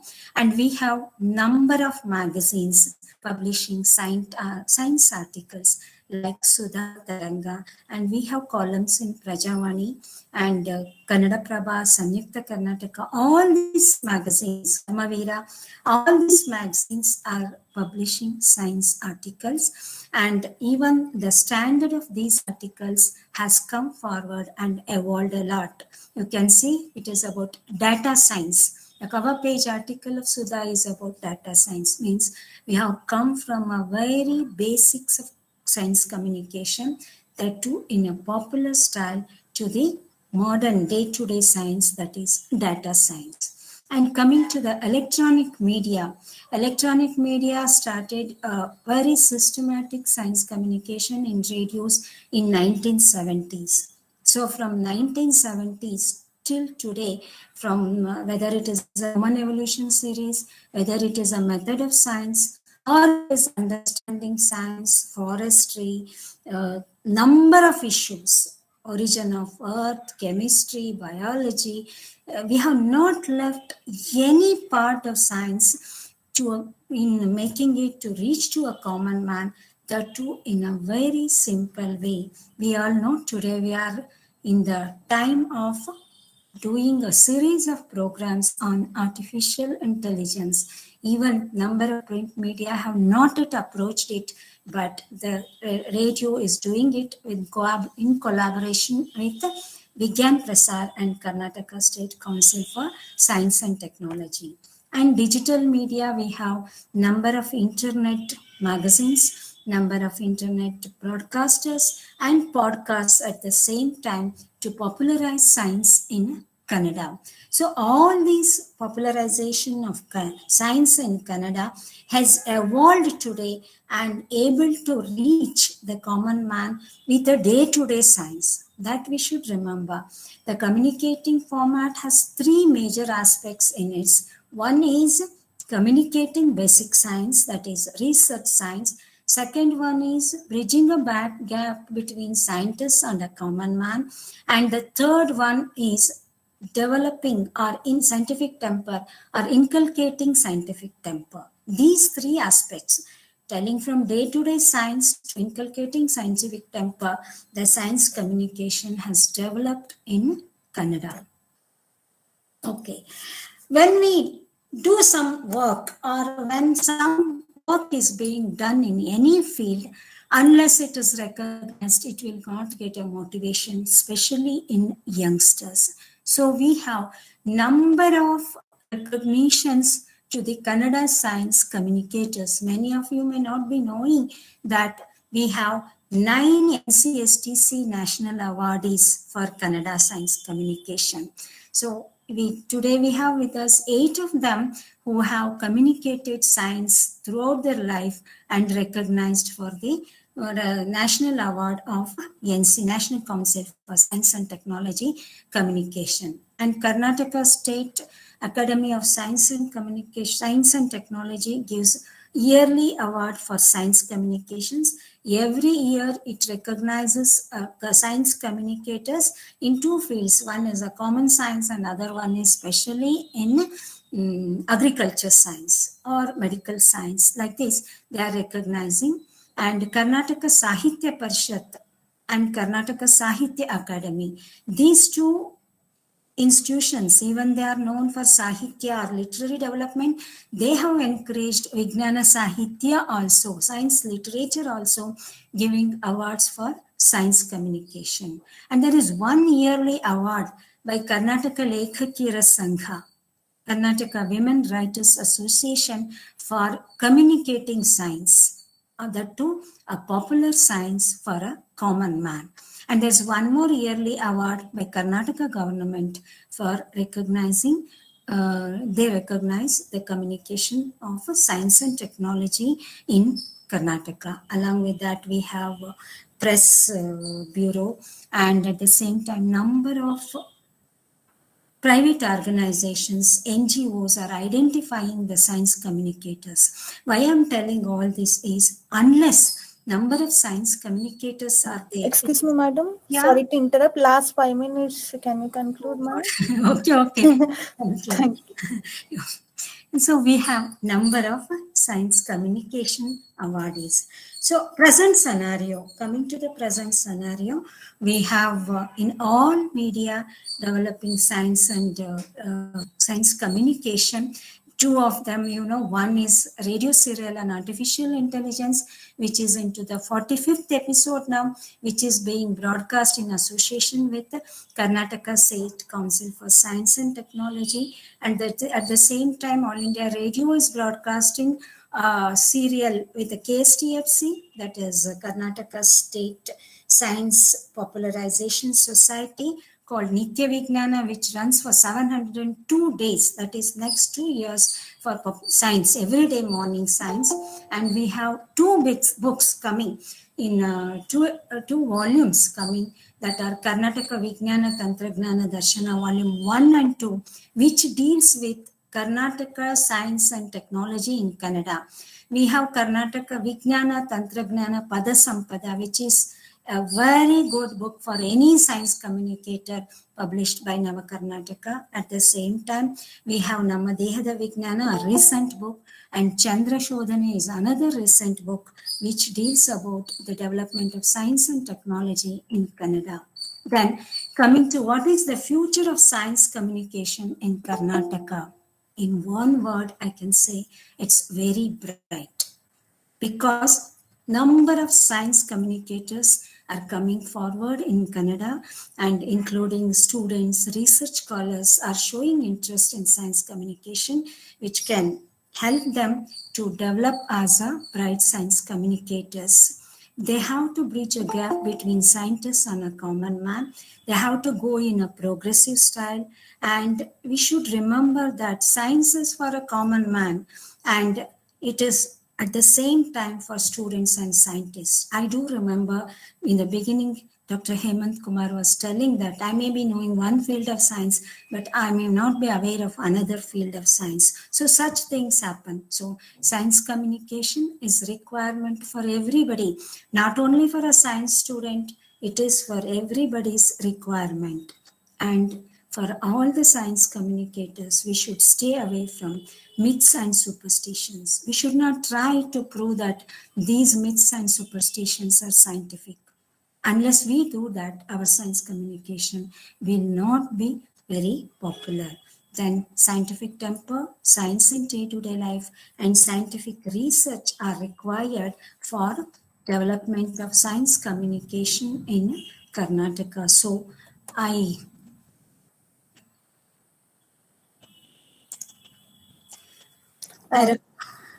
Thank you, ma'am. I know there are many information to share. The time is very there's less. a lot of information, and Yes, time ma'am. is very slow, very less. Yeah. I'm sorry if I could not reach. Actually, I removed all the slides. Well, Taggi sir was giving the common slides. I removed. Yes, ma'am. The time is very less. That is 20 minutes only. So you can tell only a few information, but it is a very good session and an informative session, so that we can get science related information. Thank you so much, ma'am. Thank you. Thank you. Thank you.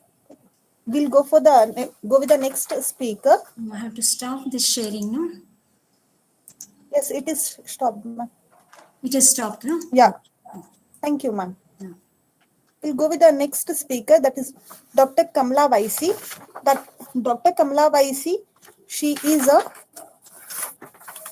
Associate Professor of Physics in the National College, Bangalore. She has 29 years of teaching experience in physics for PU and undergraduate students. She published a paper in 5 journals and 2 book chapters, awarded by Kannada Sahitya Parishad for writing a PhD thesis in Kannada in 2001, awarded prizes for designing and development and execution of experiment or the poster at National Convention, and for the service in the field of education by Bangalore Southwest Rotary in 2014. Welcome to the session, ma'am. Thank you. Thank you. Okay. Okay, can you hear me? Yes, ma'am. Okay, I thank our organizers for choosing me as one of the speaker. And it's a challenge to me at this juncture, because Mr. Hemant ji, Professor Taggi ji, Ms. Taggi ji, and Sumangala Mummigatte madam, all three have already given a strong and wide base for science communication. Mr. Tagiji has given structural aspects at all India level, and Sumangala Madam has given at Karnataka. So now it is my time to speak what has not been covered in that lecture, which is always a challenge. It's okay. So coming to science, why do we need science communication? Our necessity of science communication is what I have chosen. This year's theme for Science and National Science Day is Integrated Approach in Science and Technology for a Sustainable Future. Okay. Can you see the slide share? Yes. For sustainable future. This is a most important topic. If we see from the beginning of the history, it is always the coexistence of science and technology that has taken the human civilization in the forward. So now coming to India, why do we need science and technology? If we need how concept has been already dealt. Why is one slightly I will deal with. So India is a country with 140 crore population, which is around 17% of the global population in a very land mass of around 2%. Number of researchers per million population, presently it is less than 200. We are in the 9th position. First being the Finland. The life expectancy is 70 years, wherein we stand at 136th position out of 195 countries. Our per capita income is just $1,928 against the first country, that is 76,408 of Norway, and US 66,144.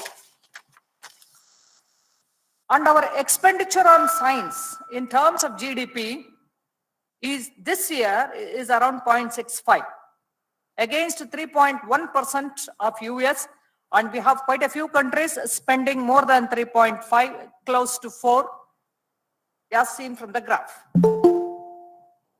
With all this, coming to population again, birth rate is around 18.2 per thousand as per 2019 statistics. Number of children per woman is 2.2. Now it is slightly decreased. Population density is 464 per square kilometer against Norway, which is 15 per square kilometer, US 36 per square kilometer.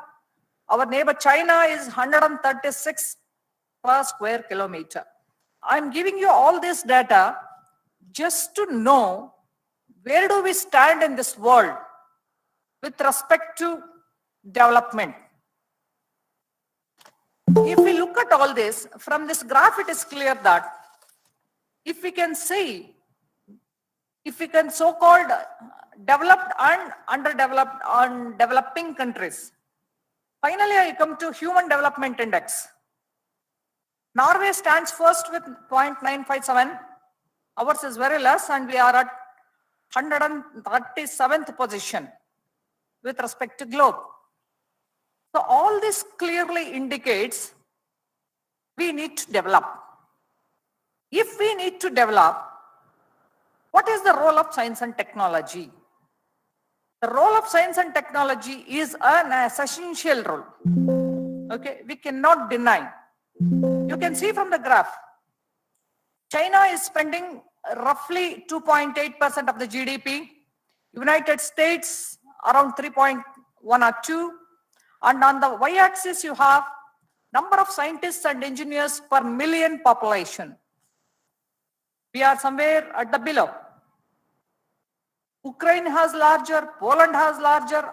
I'm leaving the bigger countries like United States, Britain and other countries. Portugal has large number, Norway has large number. Singapore, very small country, has a very large number of scientists and engineers per million population. This graph clearly demonstrates the role of science and technology in development of a country. Then comes the next question, what is meant by development? Development does not only mean the scientific development. We use science and technology as a tool for the development. When we say development, there are two types, the positive and negative. The positive development is what we have to look for. It is necessary for a people of a country to be scientifically literate in order to involve them for the development aspects. What is meant by involving them in scientific aspects and scientific development? We come up with a lot of scientific projects. It may be nuclear project, it may be satellite projects. So when we are investing a huge amount, the consciousness of the people is required. For that, people need to be scientifically literate. At a larger base, people have to be scientifically literate and scientific culture has to come up, for which science communication is a must. Then what is meant by science communication? Professor Tyagi has already dealt Mr. Burns' definition. What is scientific literacy? That is also already dealt. Now, I would like to touch upon how is the tradition of science communication in India. At present, Department of Science and Technology is doing a large quantity of works which has been demonstrated. What is done by Karnataka has already been established by Madam Sumangala Mammigatti. Where is the origin for this? We need to look at history slightly. We knew that we were in colonial establishment. It was in 1857 we got first universities. And where did this science communication start? We need to look for the history again. I said, in 1784, we got Asiatic Society.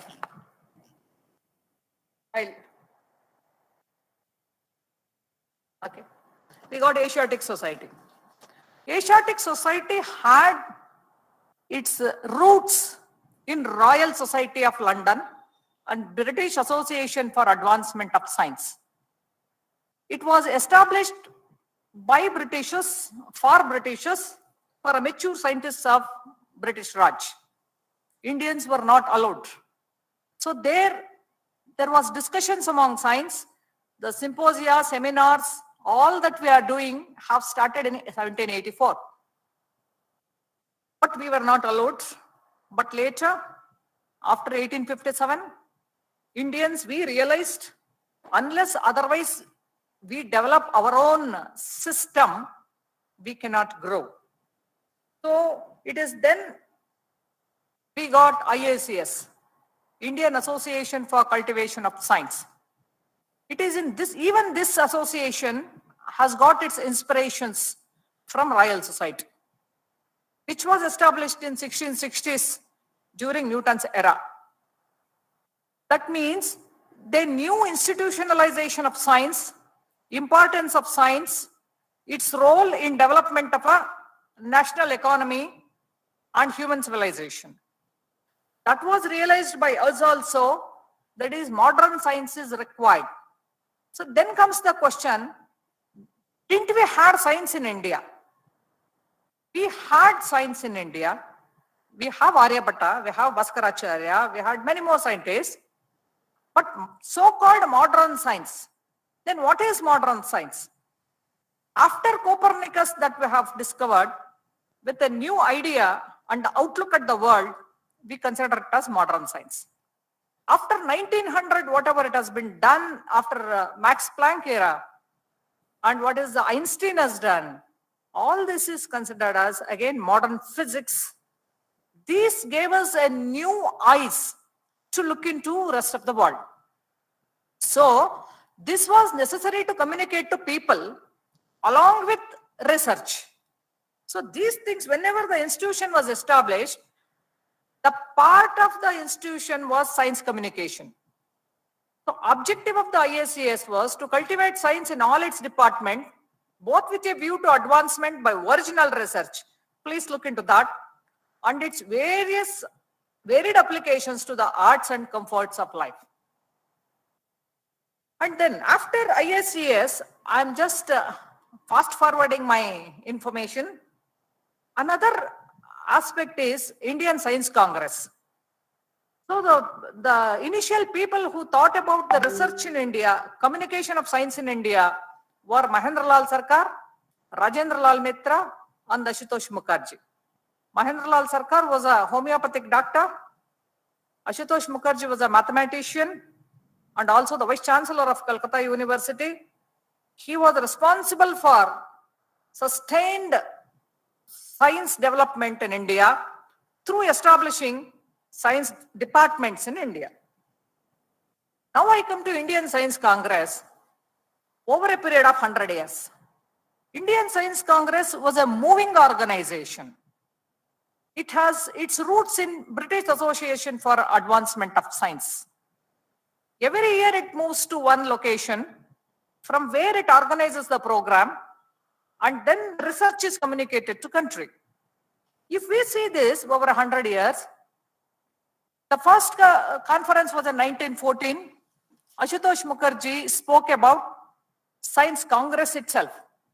And if you see the topics, beautiful topics have been taken on science and society. Vishweshwaraya spoke on scientific institutions and scientists. Of course, Raman and Raman effect. See Shanti Swarup Bhatnagar.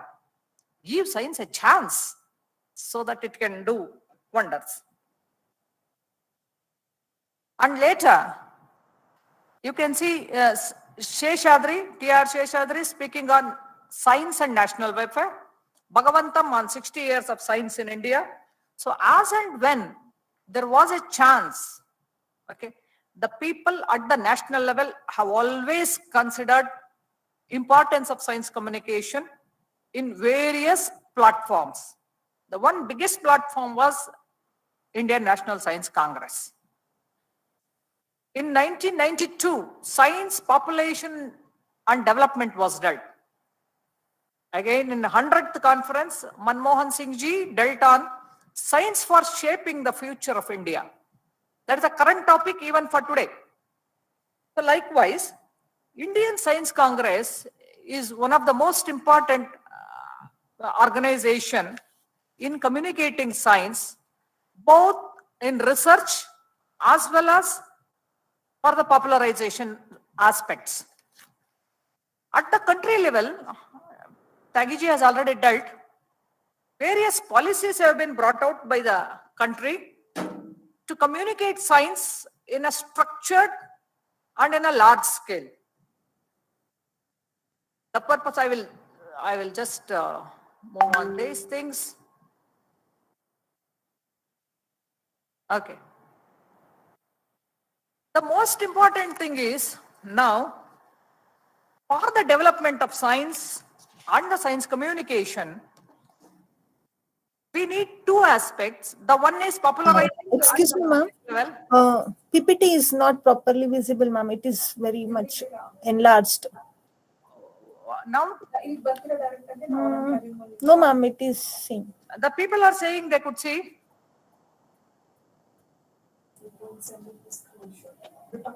Can you now? No, ma'am, it is like enlarged. We can see only the half of the PPT. That's okay. We shall continue. Let's not waste time on that. Okay, ma'am. Okay, fine. So now, the civilizational aspects of science or scientific temper needs to be promoted across all sections of the society systematically. That was dealt in Science, Technology and Innovation Policy of 2013. Atal Bihari Vajpayee said, science should be taken to the doorsteps of common man. So these are all the things addressed by the country.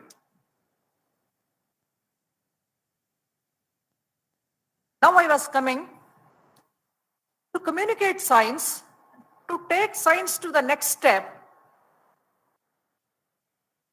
the policy makers should be made aware of the necessity of science, the necessity of science communication. There is a paper dealt in Nature which says communicating science to policymakers is an important aspect, because political venture is a must for growth of science. We have seen that in Indian case as well as in the global case. In 1950s, post-independence, Nehruvian era, and presently, even in the Modi ji's era, digital India and other aspects, wherever there is an interaction between politics and scientists, we can see peaks in development of science. If we see in the global aspects also, there is a direct link between the war and science. That means wherever there is a politics, probably that is a different way of looking at it. But whenever the politics has a willingness, there is a development of science. So communicating science to the politicians is equally important. Then comes the question, to whom and how. Communicating to the highest person is one of the best things. It could be governor, it could be prime minister, even if not, the officials who are in the decision-making segment. How will you? The first thing is rapport. And second thing is, in a very short interval of time, seeing to it, they absorb what we are saying. They feel what we are saying. And we have a clear and actionable plans when we are explaining to politicians. Everybody may say, it is very difficult to communicate to them. It is where we need to develop as communicators. We need to be best communicators when we are sitting with the politicians. We have to write well our proposals and pick the suitable moment and present it to them. So coming to 20th century science and the post-Second World War, science communication has played key role in public health and environment protection. So science and the science communication has a major role which is demonstrative, which is measurable in development of human civilization. This is evident from the data collected from 39 countries and written in a book, Communicating Science, a Global Perspective. Coming to India again, we need to communicate science for the reason science is the fulcrum for social and economic change. That fulcrum needs to be stronger. It should not break when I use that fulcrum. What is meant by making it strong? The entire scientific community should be made stronger through proper communication. What is meant by scientific community? It is the primary education segment, secondary education segment, and also the research segment, the entire scientific segment. If that segment is made stronger and kept at a proper position, placed at a proper position, we can achieve development of the country. Hence, science and science communication is a necessary endeavor for this country, in the globe, and for development of human civilization. Thank you.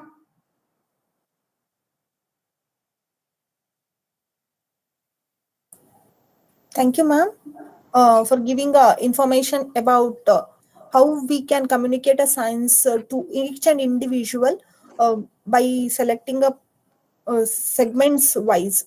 Thank you, ma'am, for the useful information. Now, I would like to call on our next speaker, Mr. H.R. Madhusudan, Assistant Director, Jawaharlal Nehru Planetarium, Bengaluru. Over to you, sir. Yes, thank you very much for giving this opportunity to be all with you and share a few of my random ideas. I don't have any PowerPoint presentation. First of all, I must admit that I am feeling a little uncomfortable speaking to an august audience out there who have spent their lifetime in communicating science and popularizing science. And I have been hearing all the talks before now. And what I find is that almost all of us seem to think alike on this particular subject. So there is not much to say. So like Dr. Vaishi Kamala was mentioning, that speaking after Dr. Sumangala Mamigati, it is very difficult because she would have covered all aspects of science communication and popularization, which she did. And then before her, Professor Tyagi and Dr. Hemant Kumar. So all of us being in the same activity and doing similar work, it's very difficult to talk to one another, which is entirely new. But all the same, I have chosen to speak on the popularization aspect. So while others have touched upon communication, but communication and popularization go hand in hand. They are not two separate entities. They complement one another. So to popularize, one has to be a good communicator as well. So I just chose to speak on this topic. Why should we popularize science? So the two key words, the operative words there in the title are popularize and science. So both of which need to be defined for the sake of our clarity. So what do we mean by popular science? So there is science as far as we know. I'm a practicing teacher, so I do not know the distinction between a popular science and an unpopular science, or a non-popular science, as we may call it. So there is just one thing, which is science. So what is the distinction between what we have classified as a popular science or communicating science in a popular manner? I remember some 25 years back, I came across a very interesting book in a library. The book was interesting for its title. The title was Physics for the Poets by Robert March. So I hesitatingly went to that book. While picking up, I just wanted to guess what this book could be about. So I felt that Robert March has written physics in such a way that poets would be able to compose poems on various aspects of physics. So maybe on Newton's laws of motion, or maybe general theory of gravitation, or it could be on something related to optics. So that was my guess about the book. But when I looked into the book, the first few pages, I was disproved completely. So my guess was totally wrong. What I found was that it was a typical physics book, and I did not know what aspect of that book was actually aimed at the poets. Therefore, I was a little disappointed because the title of the book and the content of the book did not actually convey. Much later, after some years, some of my students actually gifted this book to me. This is called Quantum Physics for Poets. So I was reminded of what I had experienced 25 years back. Therefore, this time I did not make the mistake of trying to guess what this book is all about. I knew exactly what this book could be. And it turns out that this book called Quantum Physics for Poets is not actually a book on quantum physics which is written for the sake of poets. So by poets, we mean that these are people who are not into science in the mainstream. Therefore, science is more like a pastime for them than anything else. Therefore, a book of this kind, Quantum Physics for Poets, would be an introduction of quantum physics at a level that even poets can understand. When I say even poets can understand, I don't mean in any derogatory sense. It is just in the sense that most poets would be having a strong background in literature rather than in science. So as a result, when I looked at this particular book, actually you can see this entire book does not have a single mathematical equation. It is unimaginable to me as to how anybody can write a physics book or a quantum physics book without a single mathematical equation. Because by nature, science borrows heavily from the language of mathematics, and language of mathematics is the way you express science. So when you express science in a non-mathematical language, verbally, using just words and nothing more, and even when you convert your ideas of mathematical equations into words, whether it is in Kannada or English or any other language, then you say that it is at a popular level. I suppose you all agree with me on this count, that when you write science without equations, when you write science without evoking mathematical ideas, then you have communicated science in a popular manner.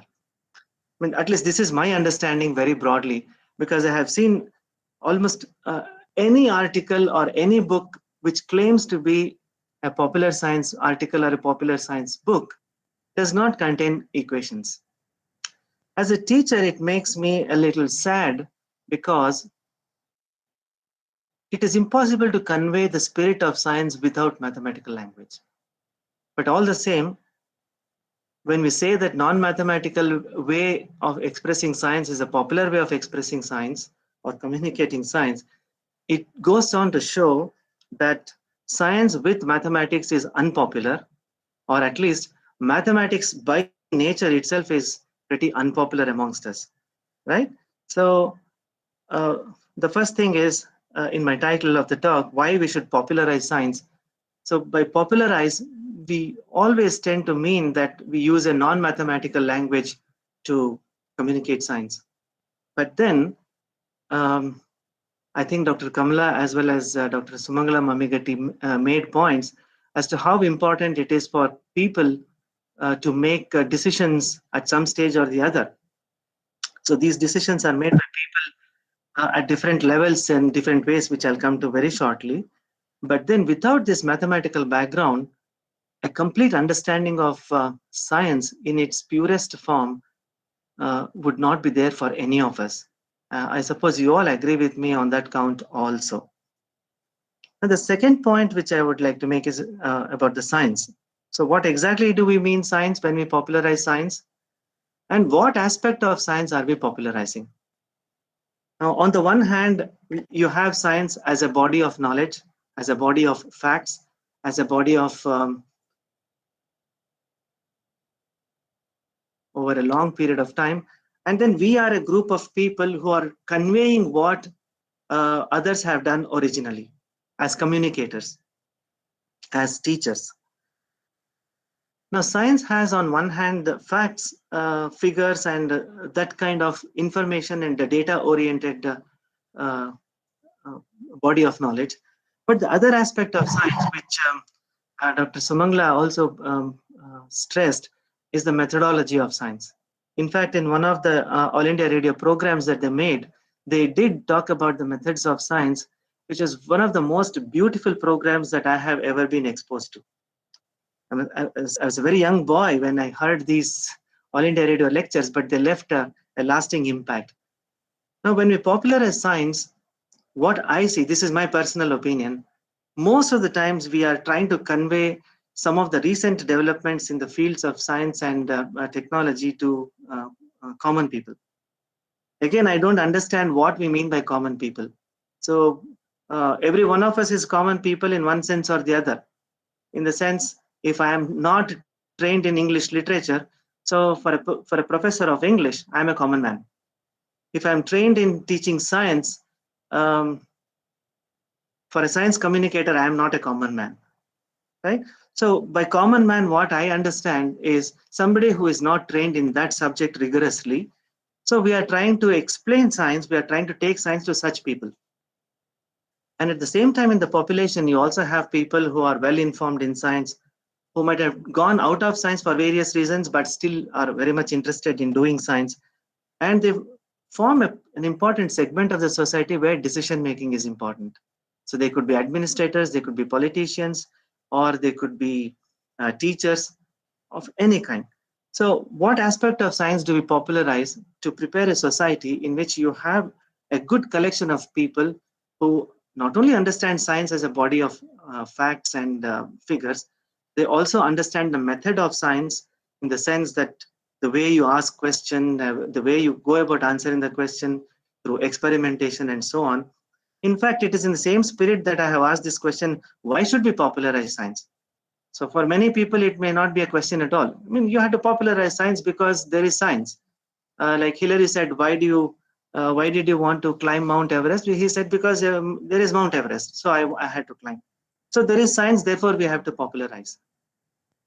But at the same time, this question of popularizing science can be asked in different tones, according to which we would have different answers. So one could be a plain tone in which you say, why should we popularize science? So the answer is very simple, to bring awareness.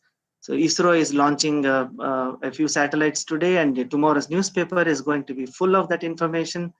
And maybe in some other place, some volcanic eruption has taken place, and we want to report that. So it is bringing awareness about all the happenings in the fields of science to the general public at large. So this is a simple, straightforward answer to the simple question. Why should we popularize science? The next tone in which you can ask this question is, why should we popularize science? I mean, why not? So why should we popularize science? Now, this tone is more like that of a rebel asking, you ask somebody to do a job, and then the person says, why should I do it? So he says, I don't want to do this. So in that tone, when you ask why we should popularize science, more like a rebel, asking that question is in the spirit of science. But the answer to that question is that, again, there's not much of popularization that is happening. Therefore, you need to popularize. And a third tone, which is very important to me personally, is why should we popularize science? Now, look at the emphasis on different words in the same question. Why should we popularize science? Which means I'm asking, why not other subjects? Why not other domains of knowledge? We hardly come across words like popularizing art, or popularizing a particular form of dance, or popularizing a particular form of music. We take for granted they are all amidst us and they're already popular. But this word popularization is mostly associated with science and mathematics. So does it mean that these two subjects are unpopular at large in our populace, in our society? So that is something that we need to think about. It will be very sad if we think that science is unpopular, in spite of the fact that science impacts society in so many different ways, like Dr. Vaishi Kamala mentioned and Dr. Sumangla also mentioned. But when it comes to popularizing science, again, what of science should be popularized? So one part is the knowledge domain, the other is the methodology I told you. But there is another thing which is again a personal opinion. I feel there is some kind of a bias when we popularize various scientific topics. There are a few areas which are highly represented when you look at articles, when you look at books. So anything that is related to nano, anything that is related to robotics in these days, and anything that is related to astronomy, astrophysics, they are lapped up by people immediately. So people get interested to know more and more about it. But the moment you say that you want to say something about what has recently been done in thermodynamics, not many people would be interested. In fact, I have been a victim of this. I have been a victim of this bias myself. I would like to narrate this incident. There is one professor, Yashodhan, from Raman Research Institute. He retired recently, and he teaches in many of the planetarium programs, educational programs. So I happened to ask him, sir, what is your area of research? So he told, I work on elasticity. Immediately, there was a frown on my face, asking, sir, are you seriously telling me that you are doing research, full-time research on elasticity, a subject which was propounded 200 years, 300 years back, and almost everything that is there to be done in classical physics related to elasticity has been done. It was then he opened my eyes to the fact that we don't really quite understand how a rubber band actually stretches under a particular type of force. So even though elasticity is an old subject, there are not many things that we know. But then when it comes to popularization, this kind of very inspiring problems that are there in old subjects are generally not touched upon by many. So usually we talk about things that are latest, and these are just far and few. So many topics in science go unrepresented. Especially my two favorite topics, which I like personally, but which I don't read much in popular articles or books, is one on geology and the other on weather. And we all know that they are extremely important, but not much resources on that. So while we popularize science, it is only certain topics of science which are getting highly represented, and there are many topics in science which are underrepresented or not represented at all. So as popularizers of science, it is important that we look at statistics of how different topics are being represented, because somebody mentioned about decision making. Now for this decision making, if you just give them a few choices, like every time I talk in about astronomy, I choose a black hole or a wormhole or time travel or some other exotic thing like that, then people, children especially, or undergraduate students would be thinking that this is all that is there to it in astrophysics. If I were to tell them that I want to talk to you about some very interesting aspects of planet Venus, I don't think many people would be ready to listen to me. So this is again a bias that as popularizers we might have inadvertently built up in people. And at the same time, it also tells you that generally people may want to listen to only some of the exotic things and not some mundane things like planet Venus or even about the moon. But I can promise you that a talk on moon, an article on moon, a book on moon can be made equally inspiring as one on gravitational waves or one on black holes.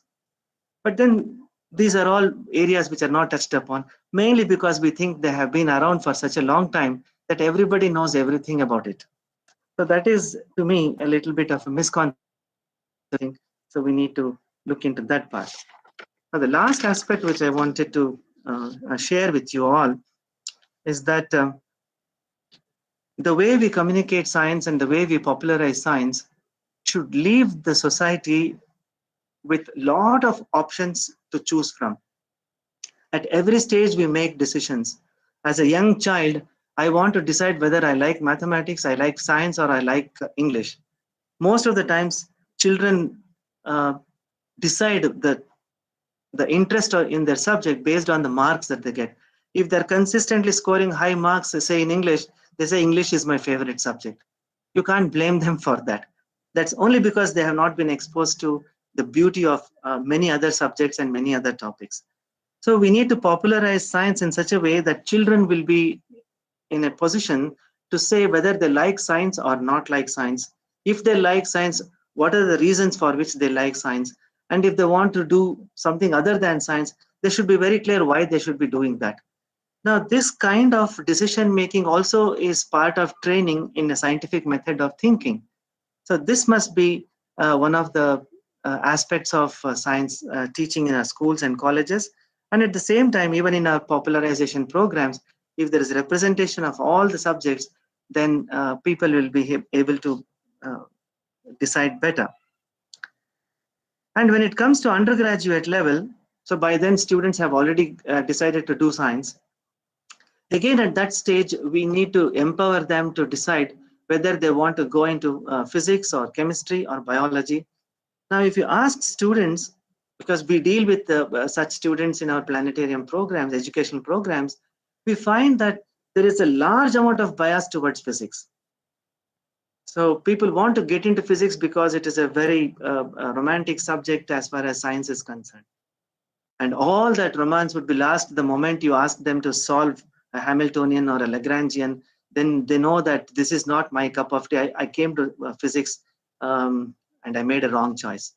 Similarly, if you ask all the students who come to biology, many of them get to biology not because they're interested in biology, but they don't like physics. They don't like mathematics. Maybe they like physics, but too many equations there, they're not able to handle. Therefore, they want to do biology. Therefore, this decision making is again skewed.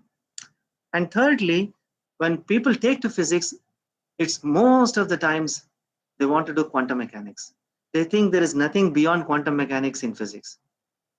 So you tell them that electromagnetism is as important, as exciting, not many takers. So this kind of decision making at every level is a little skewed because we do not have enough sample for the children at various levels to decide what they want to decide. If we show them the beauty of, say, classical optics or even for that matter, electromagnetism, maybe there'll be more people who will go into research into these areas rather than getting clustered in quantum mechanics and then get entangled there all their life solving problems on quantum entanglement.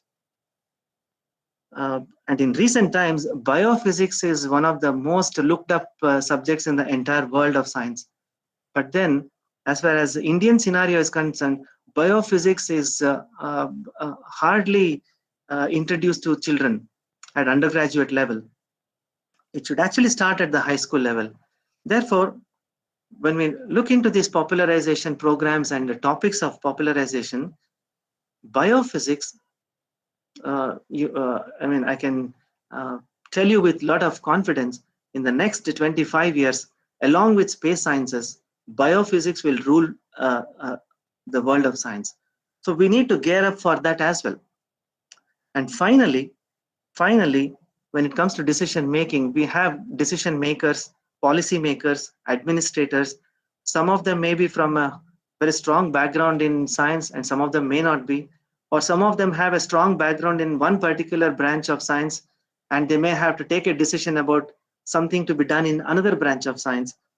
For instance, if you have to answer a question like whether ISRO has to go, should it go ahead with a manned space mission, or should India look up setting up a gravitational wave laboratory when there are two already in US and there is one Virgo and there's one in Japan coming up. So do we need to spend so much money on gravitational wave observatory being set up in India?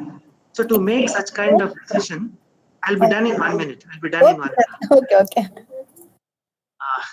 So such decision making is also very, very important at the level of politicians, at the level of cabinets, where the decision is made, and also the advisors to the heads of the states, and even they need to be very well aware of these things.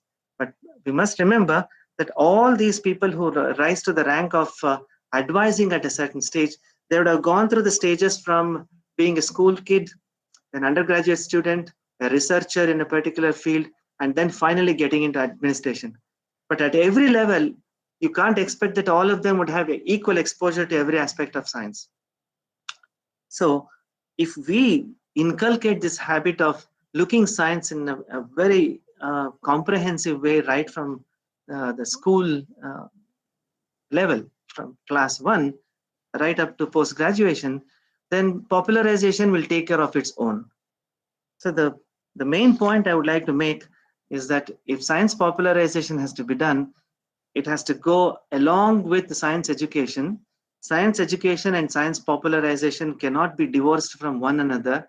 And because science education is so important, I feel that science popularization must begin at the level of schools. So all the agencies and the people that we have gathered here from different institutions, we should put in more efforts, a lot of efforts. Everybody is doing that, I know, but that is the direction in which to go, to pitch in at schools and colleges and try to popularize all aspects of science and not just some pockets here and there. So thank you very much for a patient listening and Thank you for giving the information that how popularize a science in visual the category wise. Thank you, sir. Thank you very much. We'll go for the next speaker. Miss Shruti Soni, the research scholar, Indian Institute of Science, Bangalore. Shruti Soni is a research scholar pursuing a PhD in a chemical engineering department at Indian Institute of Science, Bangalore. She is a awardee, Avsar awardee from Government of India for articulating her research work on developing a non-invasive, low-cost paper-based glucose detection using saliva as the sample in 2020. Over to you, ma'am. Can you hear me? Yes, ma'am. And are you able to see my screen? No, not yet. Just a second. Okay.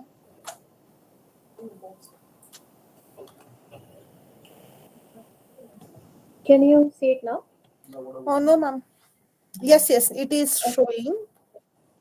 Okay, thank you, Anjani, for the introduction. And I would like to thank, first of all, Karnataka State Council for Science and Technology and DST Government of India for organizing this webinar on science communication and popularization. And uh, it's a privilege to be speaking among such panelists, like other panelists who have vast experience of more than decades, some few decades, and I'm just starting and I'm just a research scholar, but I would like to share my views and maybe some other researchers who are at my stage and they would maybe build their career in science communication. So it was in 2020 when we were all locked down in our homes, and then this because of this COVID happened. Then I got a mail regarding DST officer from DST officer. So before that, I was not much aware about this field of science, which is like communicating science and popularizing. So that is how I came to know that this field exists, even though I was pursuing my PhD in sciences only.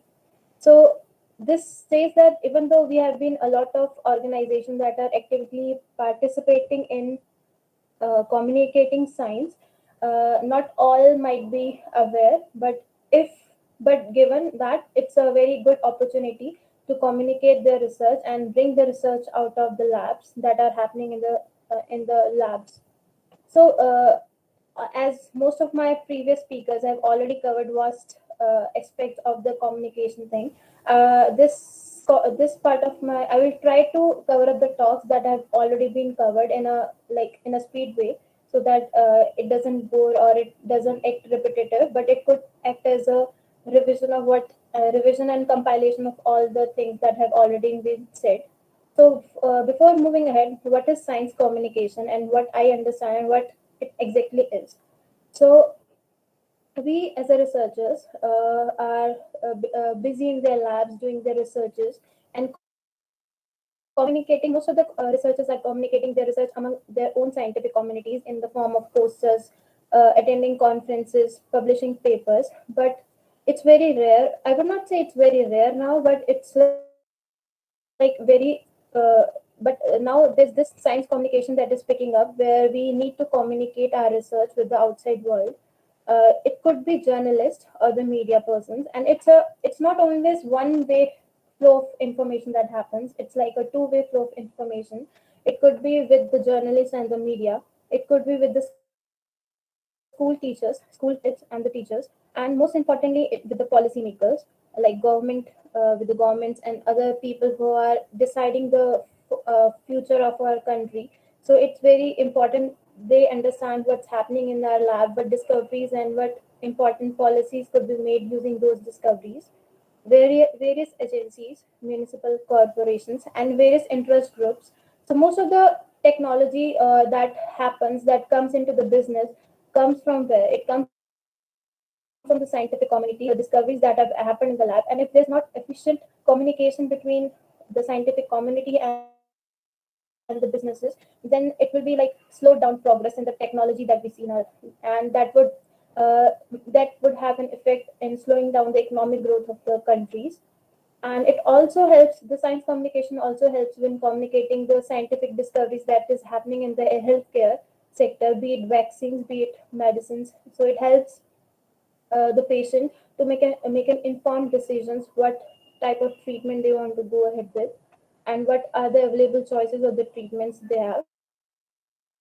And also, since children are the building block of our country and the future of our country. So communicating science and inspiring them and building curiosity in them to pursue the careers in science would be a very important aspect of communicating the science.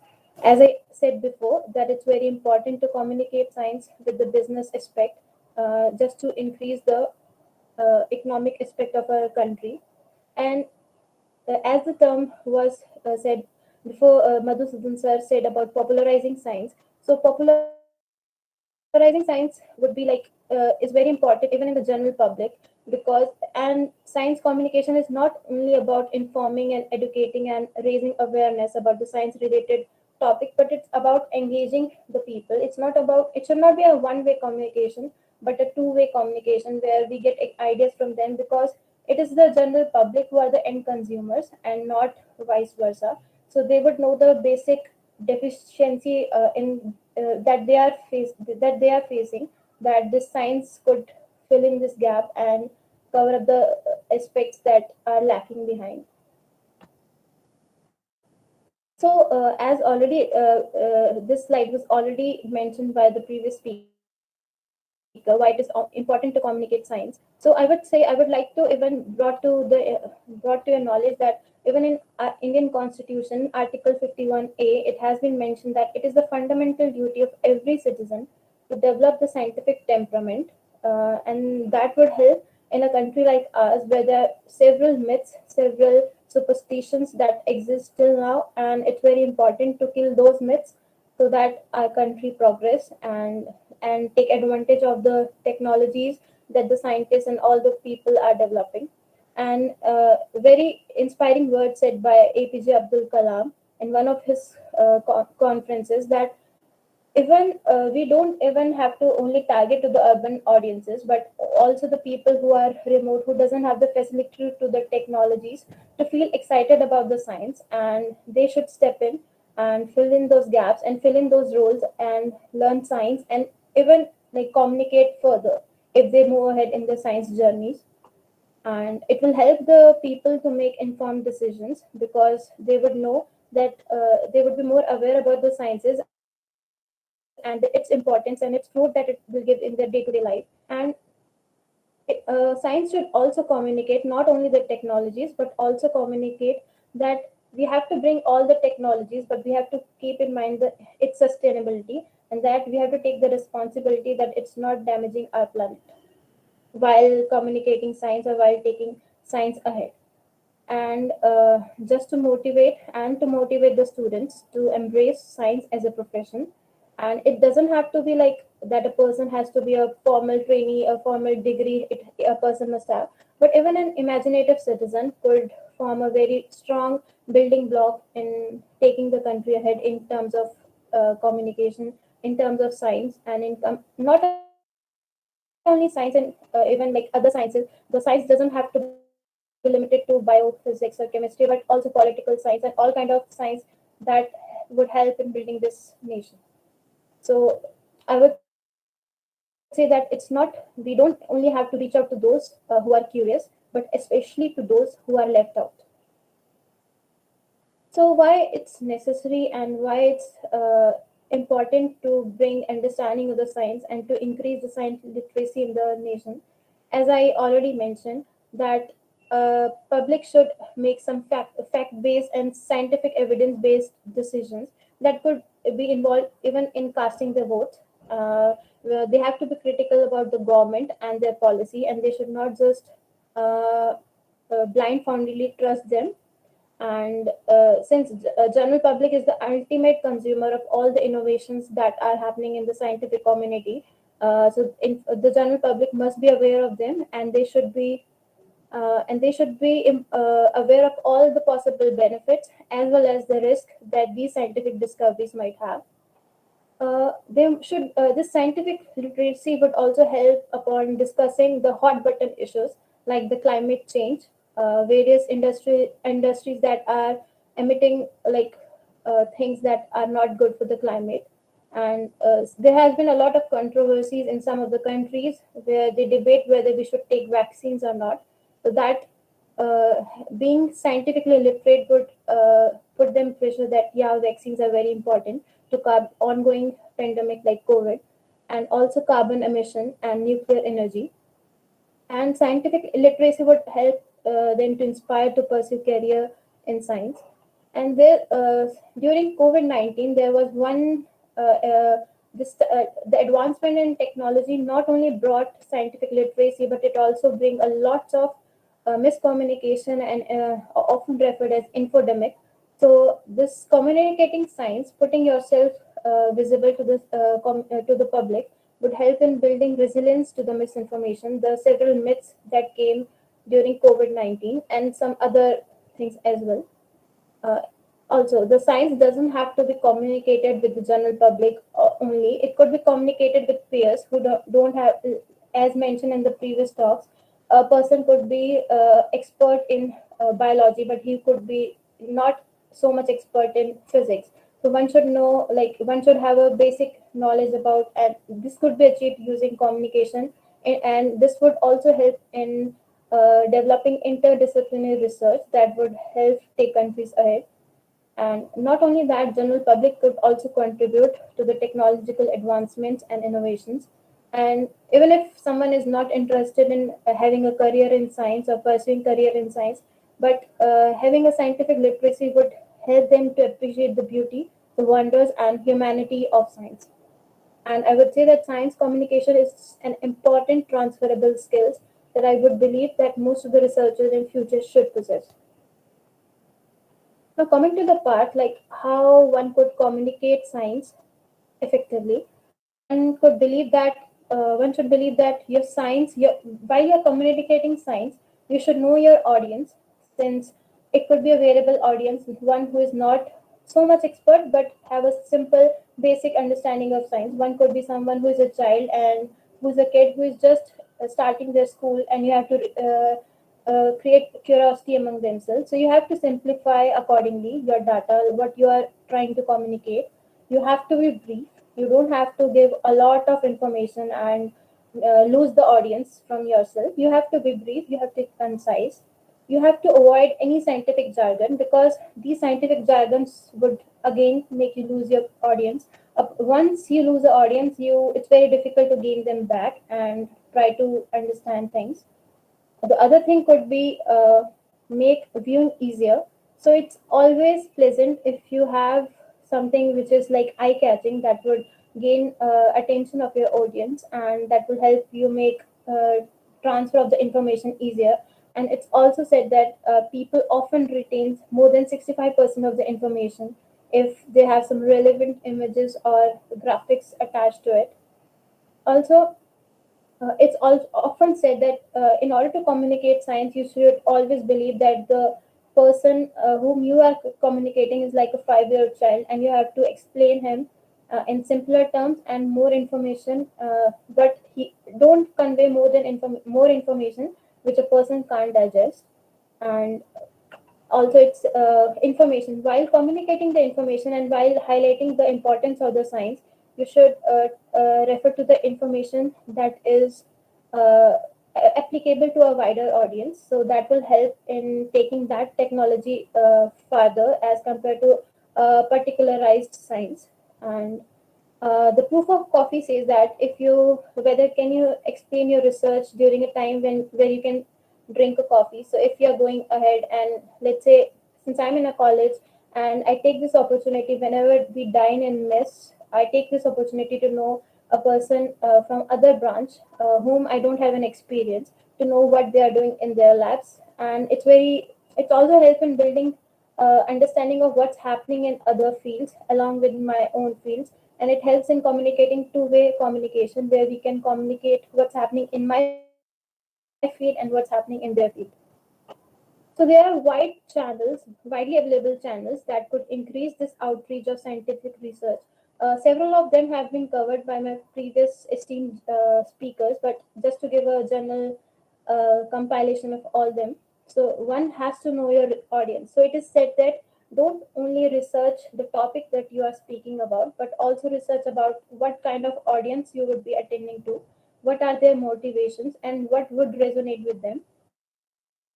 The other field that's also picking up its pace is science journalism. Although it's not that much developed with the mainstream media, which is majorly concerned about what's happening politically in the country, what's happening in the sports. But I believe that our field could benefit if the science journalism could enter into the mainstream media, and there could be specific shows and specific channels that are dedicated, like prime time shows that have the science journalism.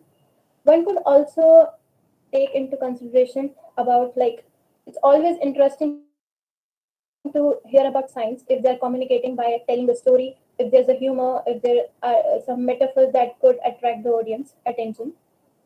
One could also use graphical illustrations and animations to communicate their science. There could be some newsletters or comics. So there are a lot of newsletters that even Government of India publish and many other civil agencies publish. One of the example is Anandi, where they, which is like mostly targeted to the kids, and they try to explain what's in the science behind it and all those things.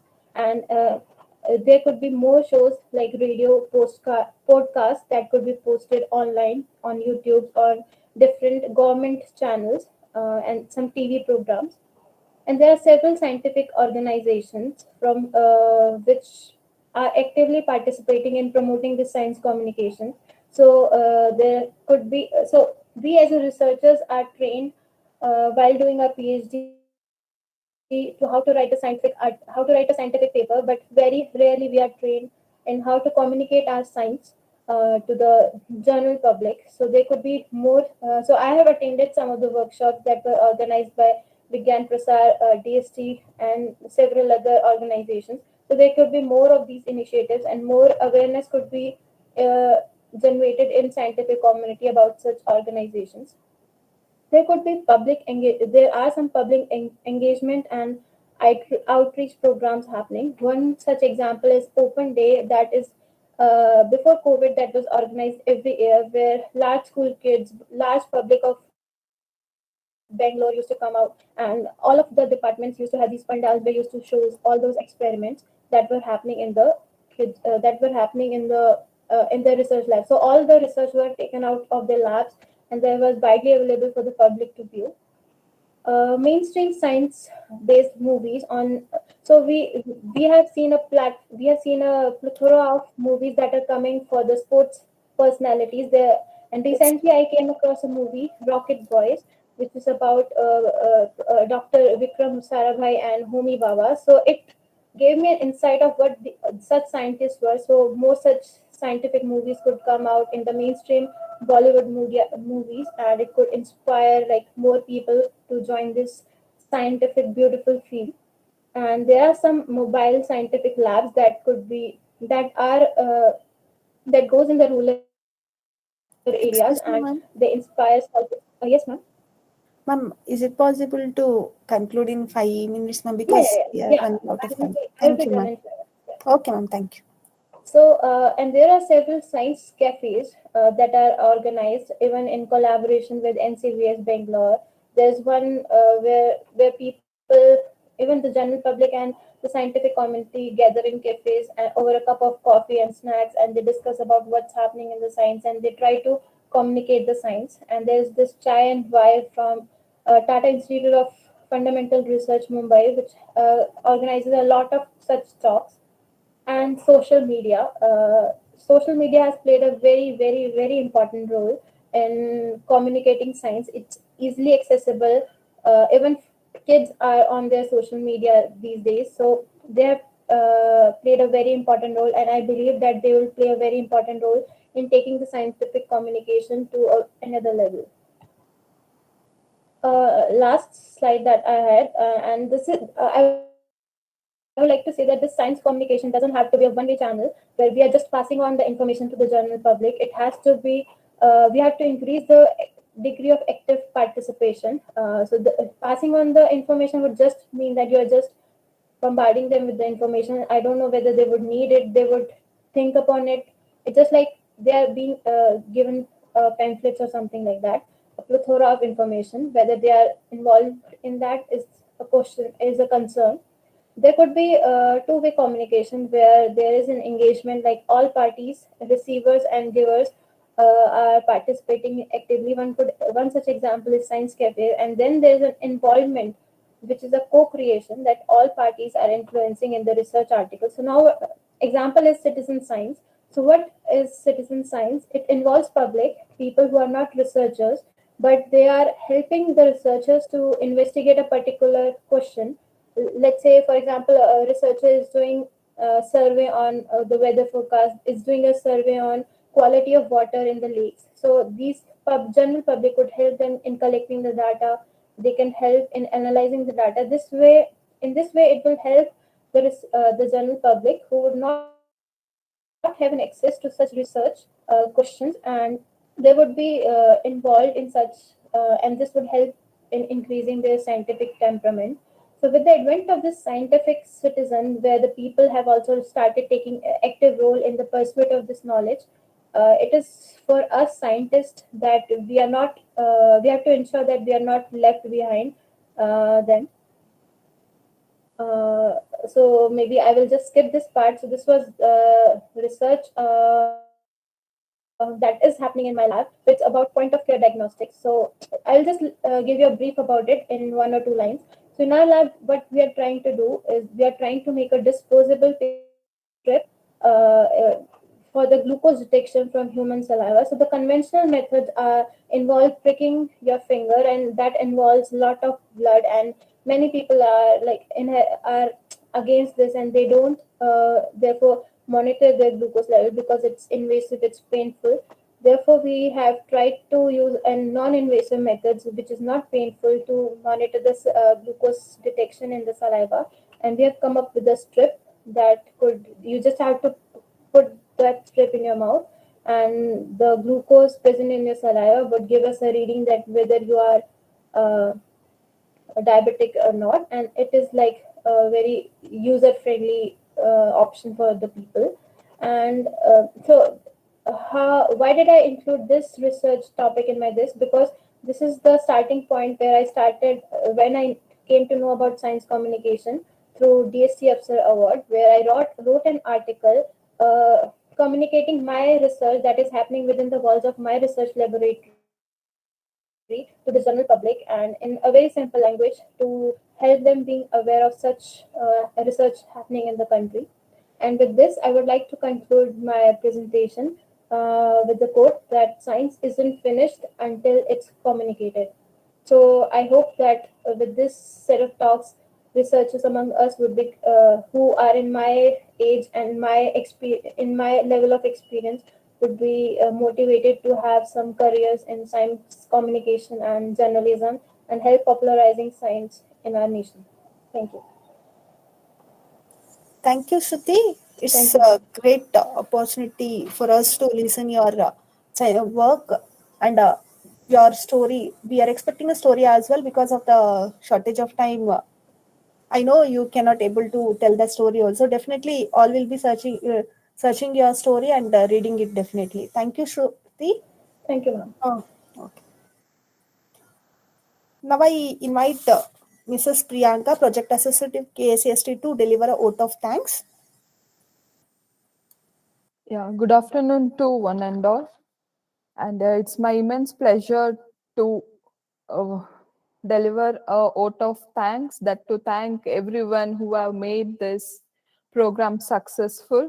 So on behalf of Karnataka State Council for Science and Technology, I like to thank everybody who are behind the successful of this program. First, I like to thank our executive secretary, who is the backbone of organizing all the webinars on Azadi Ka Amrit Mahotsav, the Vigyan Utsav, which is the festival of science. So I extend my heartfelt thanks to Mr. B.K. Tyagi from Vigyan Prasar, Department of Science and Technology, Government of India, who gave a brief introduction about the communication status in India, where the communication science is not a barrier and it is a global language, where communication is the key that benefit the scientific knowledge for outstanding world, that where India can outstand itself in the world. And I also extend my thanks to Mrs. Sumangala Mammigatti from All India Radio, Bengaluru, who gave a vast information about the science popularization status in Karnataka since from the ancient, and about the publications available that communicates the science to a layman, and also the recognition available who are very enthusiastic to take up their career in science communicating. And I wish to thank Dr. Kamala Vaishi, Principal of National College, Paswangudi, Bangalore, who spoke on the necessity of science communication in the present scenario. Thank you, ma'am. I also extend my heartfelt gratitude to Mr. H.R. Madhusudan, the Assistant Director from Jawaharlal Nehru Planetarium, who gave a view on why should we popularize science and what's the link we have between communicating science and the popularizing science. And the last speaker we had with us was Ms. Shruti Soni. So we thank you her for giving sharing her own experience in communicating her research work. And I also encourage all the participants to search her story in Avsar, and we can go through that. So with this, I like to thank each and everybody who are participated in our workshop webinar, and we hope we have your support for our next webinar as well. The date and the topic will be communicated through you for the registered email ID. So thank you all. So don't forget to fill your details in the certificate link where we will be receiving the certificate for participating in the webinar. So fill your details in the certificate form and give us your feedback. So thank you all. Thank you, Priyanka. Please, everyone do fill the certificate link for the certificate, and we'll expect the same kind of support and participation in the next Vigyan Utsav theme as well, women scientist. Regarding it, you will be receiving the mail to the mail ID which is provided in the certificate link. Thank you for the participation.